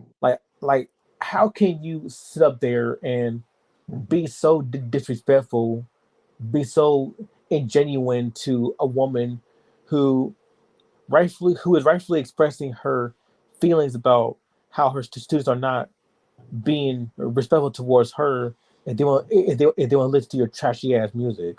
Exactly. And you got parents out here not being not being authoritative. They doing at like man children or woman children, all because a, per, a more reasonable a more reasonable person asked her. A more reasonable person was more was calling you out, and Uh, your response is, "Oh, it's not our fault that our kids are being shitty. It's your fault for not being responsible people." And look at and now look at you. You're pretty much setting bad examples to every other parent. I agree. Like, either you be a parent or be a deadbeat, Yeah. Yeah. living in the street, living in some dirty shady town, Hmm. and cause that right there is unacceptable. Like um you cannot sit up there and just act act, act, act, act like you're hot you're, you're hot shit because you're saying, oh, it's not our fault that our kids are doing this, that, and the third. It's your responsibility to monitor them. No, which is not true. The teacher, I mean, yes, the teacher's job is to make sure the kids are well behaved, but that's not their full job. Their full job is to teach. That's what a teacher does. Is to teach kids. They're not there. Exactly. They're not there to raise them. Right, Sexy red, exactly. sexy red is not your kids' mother. And Exactly. and you know what? I will not let her. And you know what? I would not let her be a mother because she's not fit to be a parent. I agree. Like because all what Sexy Red talks about, all she talks about is sex, fucking, how much men she slept with, Pound Town, all that bullshit. That's not real rap. Right. That's just her chasing clout. Like all this drill rap, mumble rap, trap shit. That's not gonna be here in the next like 51 in the next 25 years. Exactly. Like because if sexy red dies to dies today, if she died tomorrow, will people care? Right. Will people care if sexy red, Glorilla, Cardi B, if they died tomorrow, would they care? Exactly. Like the fans may care because sexy red does have her fans, but Right. people but people who are like real, who love real genuine hip hop, they're not gonna care whether Sexy Red is gonna leave this world, Hmm. or Glorilla, or Ice Spice, or Cardi B. Like they're not gonna care about them artists. If they die tomorrow, or they leave this world, they're Right. they're not gonna care. Yeah. And that's why we have platforms like Reg, try with his platform that ain't rap podcast. We have people like Eric, Yeah. who are true, like these true people, because Reg, Try, Eric, um Lamont, um Sam, Ronnie, um like these people stay true to their hip hop, the hip hop they grew up in their heyday too. And Right. that's what we need in this today's generation, is real hip hop, real Yeah. R&B, real soul music, not these trappy wannabes that think they think they're doing something for the culture, but all they're doing is hurting the culture. Exactly. They don't represent the culture of hip hop. They don't represent the culture of R&B, because all they're doing is chasing clout. They chase clout. They either chase clout, or they be on or they be TVs on social media, just bragging and boat and showboating, or or again, in Sexy Red's case, talking about how many men she slept, how many men Right. how many men she fucked, how many men she had sex with. Like, I don't care. That's not my place to know how many men you fucked, and, and whether or not you got pregnant and shit. Right. That's that's your business. Like, if you want to be a slut, be a slut. Hmm. That's on you, not on me. And, Right. and you know me, I don't date sluts. I don't date hoes. I hate I I, I want to date a real person, a real genuine person. Exactly. Sex, sexy, yeah, but a person with a real personality. Hmm. And it's time for this, and it's time for this generation to wake up, smell the flowers, and realize that people like Jodosiwa, or Sexy Red, or Glorilla, they're not they don't represent our culture. They're just Right. there. They don't represent the culture. Mhm. They're just toxic people that think they represent the culture, but in reality, they're not. They're just Exactly. they're just one. They're just fakes Right. at the end of the day. I agree. And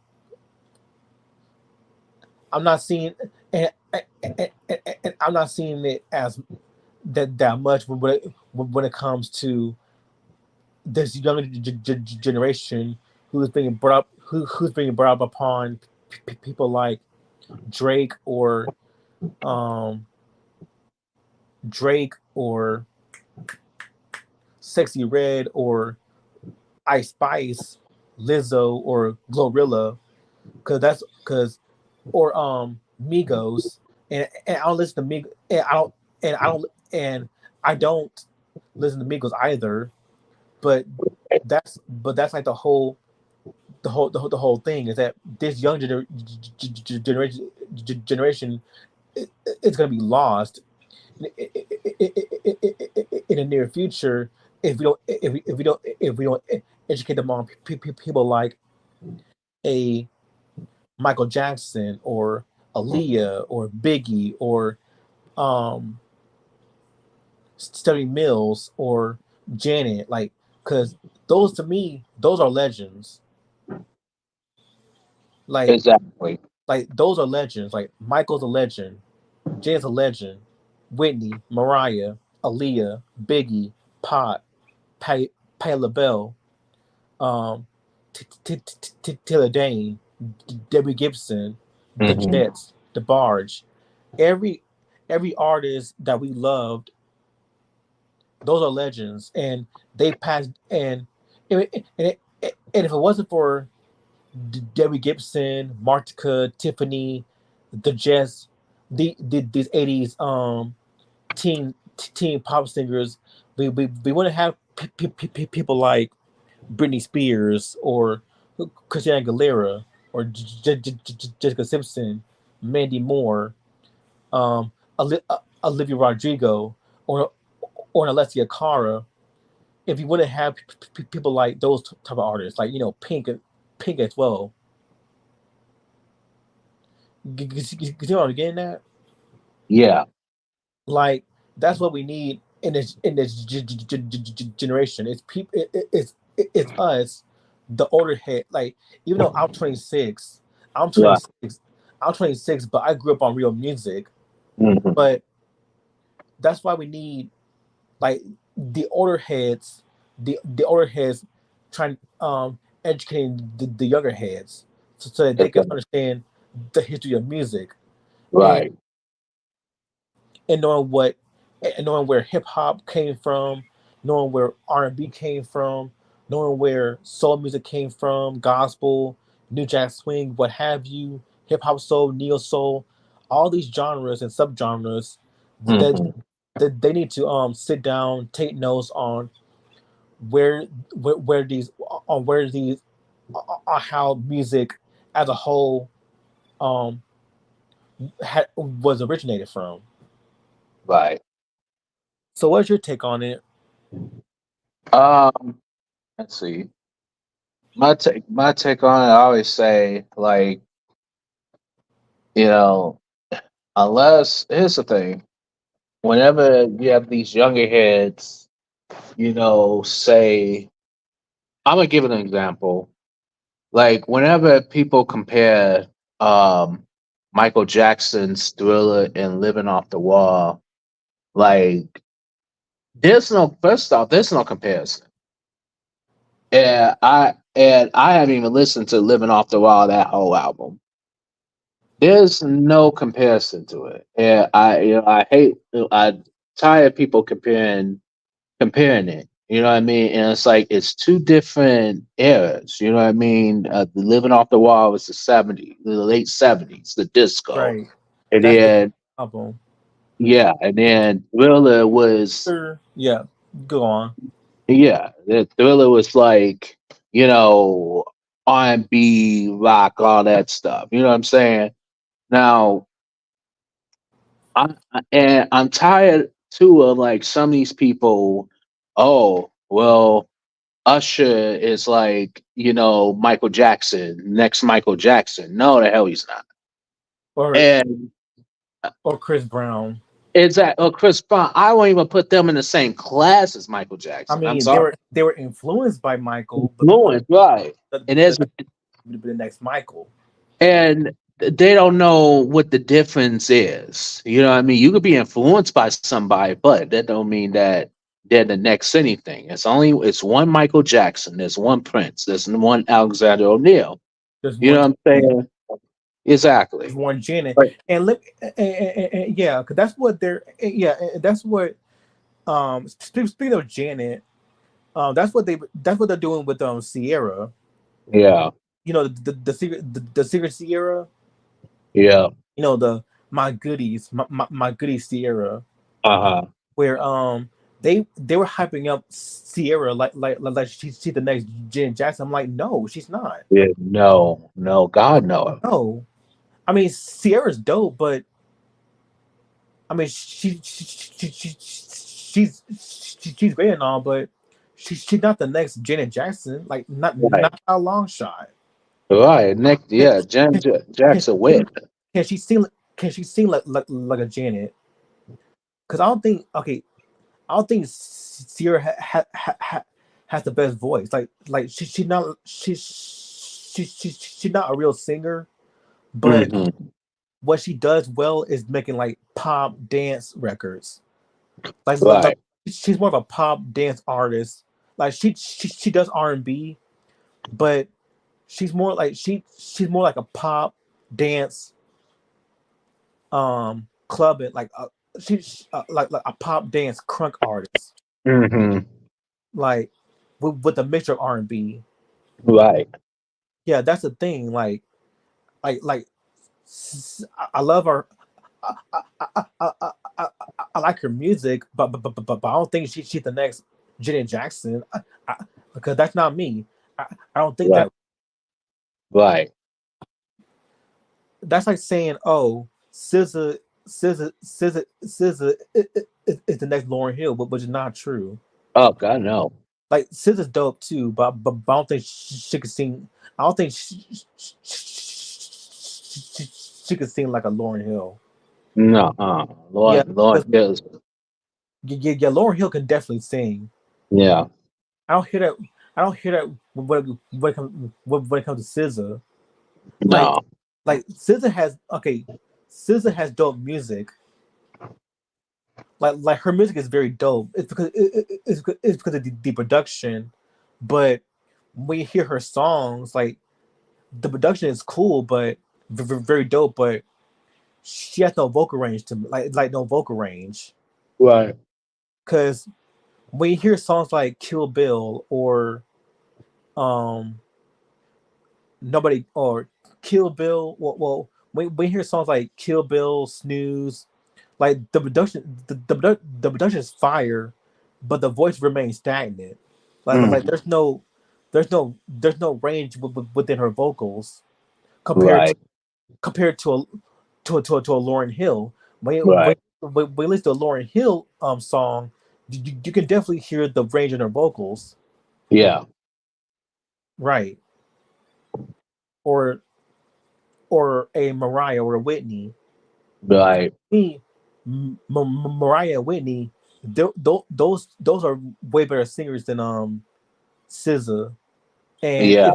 if comparing to another legend like Janet, I think Mariah and Whitney they're better singers than Janet. Whit- Yeah. Whitney and Mariah, because Mariah has a lot of vocal range. I agree. Janet like Janet Jackson, like she's a great singer, but she's more emotive. Yeah. Like she's very emotive. Like she's very like she knows how to make you feel vulnerable Right. because her voice is very light. Like it's light, but you could definitely feel the vulnerability in her vocals. I agree. But with SZA, I don't hear the same thing with SZA. It's just different beats, but the song, but the vocals remain stagnant. Like there's no switch up with her vocals. There's no real vocal range with her vocals. Right. But but as an but SZA, she's very talented. I'm gonna give her that. Like she's very talented, Hmm. and I cannot take that away from her. But her songs are very dope. Yeah. It's just that her singing range is not all that. It's not all there. Right. So if I mean, so yeah. I think with people like Coco, like in today's R&B with female R&B's in today's era, um, Coco Jones, Ari Lennox, those are way better singers, I agree. especially Ari Lennox. Like definitely a very great singer. Yes. That first album, her first album was very dope. Shape of the Baby. That was Yeah, that was very good. yeah. My favorite of that album is Whipped Cream. Yeah, that was really good too. Yeah, like that album had that old school neo soul jazzy um production to it. It sure did. And thank you Dream Hill, thank you Dream Hill for putting this for putting Ari Lennox on your label. Hmm. Yeah. So what's your favorite song of a Shape of the Baby? Uh, I liked all of them really. I like Whipped Cream. Shea Butter Baby. That was really good. All of them I thought were really good. It's not one bad song off that album, to be honest with you. Yeah, I love New Apartment. That was good too. Yeah, it was very catchy but very humorous. Right. Like there's humor, like a lot of humor in all of that album. Yes. Yeah, you're receiving deceiving non-giving head ass. Like It-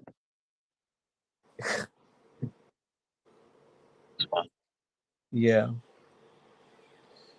yeah. How about Jill Scott? I like Jill Scott. Yeah, legend. Yeah, Jill Scott is good. You want to review her second album? Yeah, we could do that. Yeah, because I did her first album Mm, along with D'Angelo. Like yeah. that's another. You know what? We definitely need to do more neo soul. Like I already got Belial. Okay, I'm gonna do Pains of Growing and Alicia Keys' second album. We can do that. Okay. Yeah, we could do that. And then next live stream we can do Tweet so the Hummingbird. Hmm. Yeah, because Tweet's a very underrated singer too. Tweet, Yeah. because people know her for that song "Oops Oh My" with Missy Elliott. That was Yeah. that was a huge song for her. Yeah, Tweet. Yeah. And Euphoria, the show Euphoria played that song too. That's what's up. Yeah, I Euphoria, that show. All right, like that show is so like some moments are very unserious. Right. Like that and you know what I'm talking about, that last episode in the second season Hmm. where Cassie was just acting a fool at Lexi's play and at a school, mind you, and she was acting a fool in front of the whole crowd. Right. Maddie came, and Maddie, when she go, and that's here's the thing with Cassie. You know, Sydney. Mm-hmm. Sydney Sweeney. Yeah, Yeah.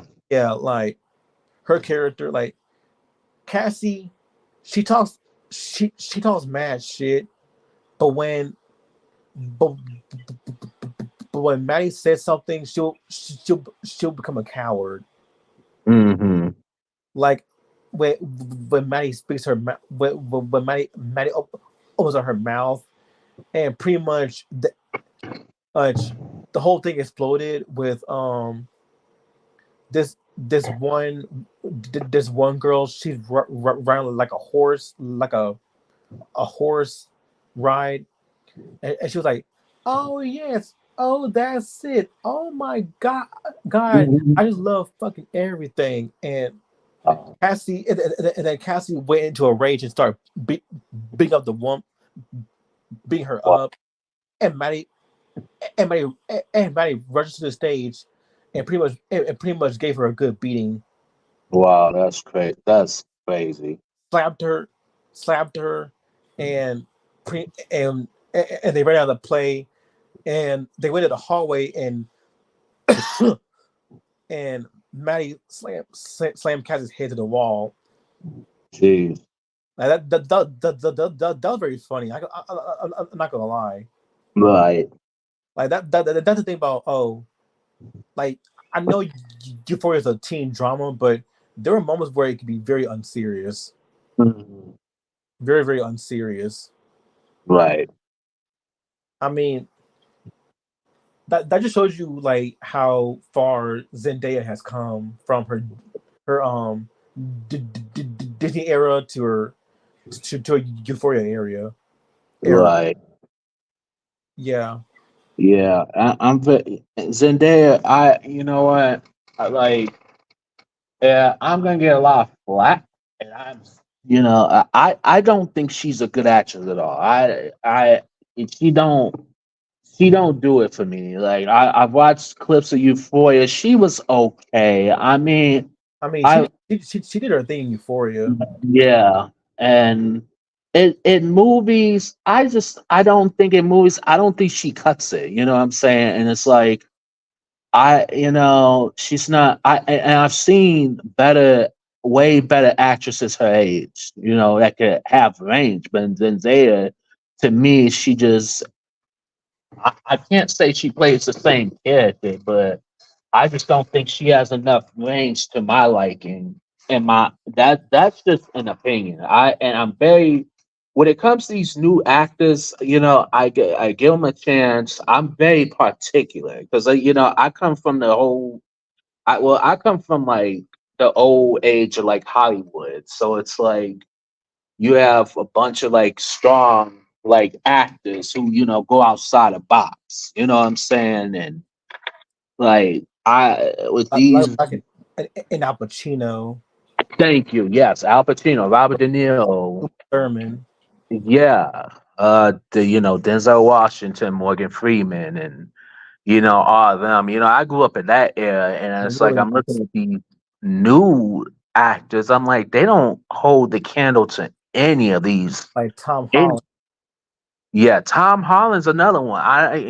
He's okay. I mean, he was solid in Uncharted, but other than that, I don't. He's supposed to. Now he's supposed to play a biopic based off of Fred Astaire, so we'll see about that. But Wait, is it, other wait, than, who? huh? Wait a minute. Is he gonna play? Is he gonna be portrayed as Fred Astaire? Yeah, he's portraying Fred Astaire. Oh hell no! Yeah, exactly. And I'm like, why He don't look like though? Fred Astaire. Yeah, like why though? Excuse me, I'll be right back.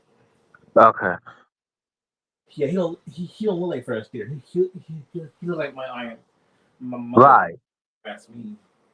Yeah, and I'm like, this is who you come up with, you know?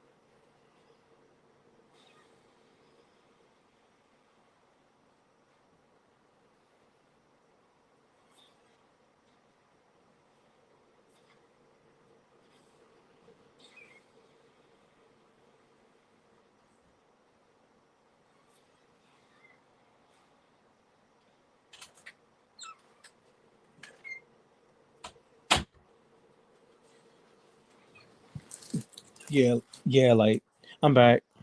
Yeah. Yeah, like yeah, Zendaya, she don't like she's okay. Like she's not like I think her best acting gig was in Euphoria. That's Mm. yeah, but Yeah. other than that, like I just feel like people kind of overhype her too much. Right. Yeah. Like her and Tom Holland, Right. like they're just like they're good, but they're more like pretty face. Right. Yeah. Um, a voice actress that I can think of that has a lot of range is um Tara Strong, Uh-huh. Kath Susie. How you pronounce her name? Kath Susie Sochi. Huh. Uh-huh. Yes.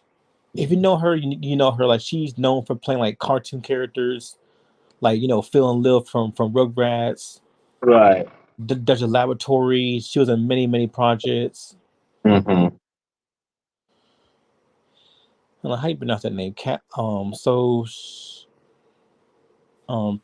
pronunciation.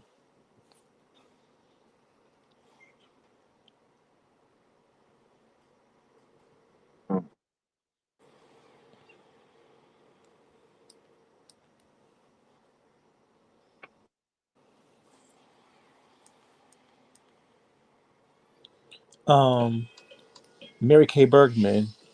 Another one. Uh-huh. Rest in peace to her. Yeah, Mary Kay Bergman. Yeah. Okay.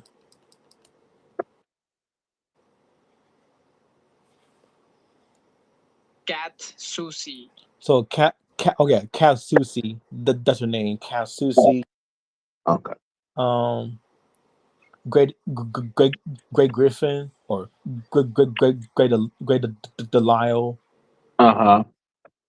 Yeah, those are people that have a wide range of vocals. Like they can be like they can go from cute, innocent to happy, energetic to loud, then just to mean and venomous. Like that's what I think of like a actress with a wide vocal talent, a wide Mm. vocal range. Right. But with Zendaya, I don't really see that much Right. because the only time because again her best acting gig was Euphoria Right. Yeah.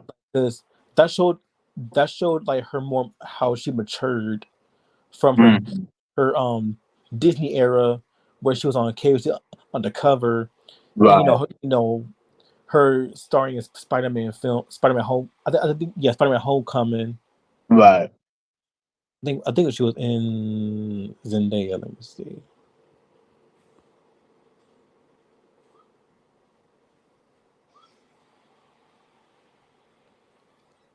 She was on no Far From Home. Yeah, Okay.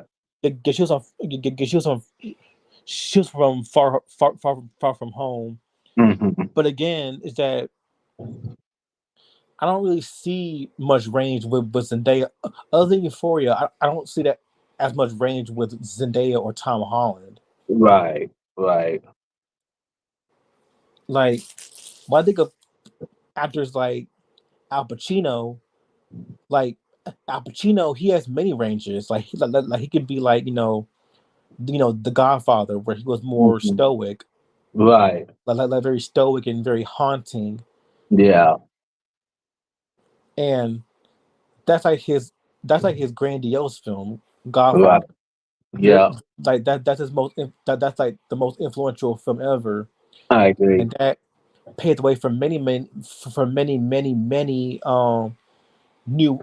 I wouldn't say like I also say like crime mystery noir films. Yeah. Yeah, I think there's something about the Godfather that it just has that horrorish vibe to it. It If you think do. about it, like that dark, mysterious, like horror-ish vibe that it gives off. Yeah. Hell, even Zootopia, which is a film that has many references. They reference The Godfather with Mr. Big. Right. Have you seen Zootopia before? I don't think I have. Yeah, yeah. Zootopia, that's a good film. Yeah. That's pretty much this like that's pretty much it talks about racism between animals, like anthropomorphic animals. It's like racism, but in animal form, Hmm. where it talks about how bunny bunnies can't be cows because bunnies are very small. They're very weak Hmm. compared to like an elephant, which is very strong, or a lion, or a bull, which are very strong, or and muscular, buffy. Whereas foxes are portrayed as very sly, very sneaky, very mischievous. Like it touches on things of racism, classism, and stereotypes. It's a very good film. Very good film Right. by Disney when they're actually making great movies, and not just making shitty ass Exactly. remakes. Exactly. Who the hell asked for a Lion King remake Exactly. Yeah. Nobody asked for that. or Little Mermaid remake? Right. I'm like not shitting on the actress. It's like it's not the actress's fault. It's the Hmm. it's the production team. Right. Like if the actress wants to be, and the actress is black, mind you, but Yeah. if the actress wants to be Little Mermaid, let her be Little Mermaid. Right. I agree. There's nothing wrong with having a black mermaid, Right. or a black or a brown mermaid, because hell, there's a cartoon called Zig and Sharko, which had a brown mermaid. Mm. And anyone, and even though Zig and Sharko, that was a cartoon that was made in France. That's like Tom and Jerry. It's like Tom and Jerry, Looney Tunes. If we're on the beach, Hmm. yeah. But in that cartoon, that had a brown mermaid. That had a brown mermaid, and no one made a fuss about it. Right. I don't like that. I I don't understand this. I just don't understand this world we live in now compared I, to how it was back in the day. yeah. I don't either. I know back in the day things were not as great as well, because there was still racism. There was still like a lot of shit happening, Hmm. but there needs to be some work in the current years too. It does. I agree. So yeah. So for our next review, we're gonna do this we're gonna do this somewhere in mid September, is the Alessia Cara The Pains of Growing review, along with Alicia Keys is you know what? Let's do one review at a time. Okay. So next September we're gonna do, well, not not next September. In September, around like mid September, like September 12th to 13th. Hmm. We're gonna do Alessia Cara second album, The Pains of Growing, and next Saturday in September, that could be Alessia Cara's second album, The Pains of Growing, and Hmm. then next and then the and then the following weekend on September, that's what we're gonna do Alicia Keys' second album. Okay. Yeah, the diary of Alicia Keys, Cool. because we definitely need to give her flowers too because she's a very, very dope singer. I agree.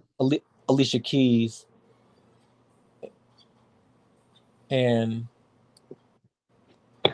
October is gonna be Janae Aiko with her Trip album and the song and the stuff and the album she did with Big Sean 2088. That's gonna be in October 20th. Cool. All right. So with that being said, I'm gonna end this off right here. So this is Rayshawn Butler, This is Mike. and I'll see you in the next live stream. Peace. Peace out. Peace out indeed.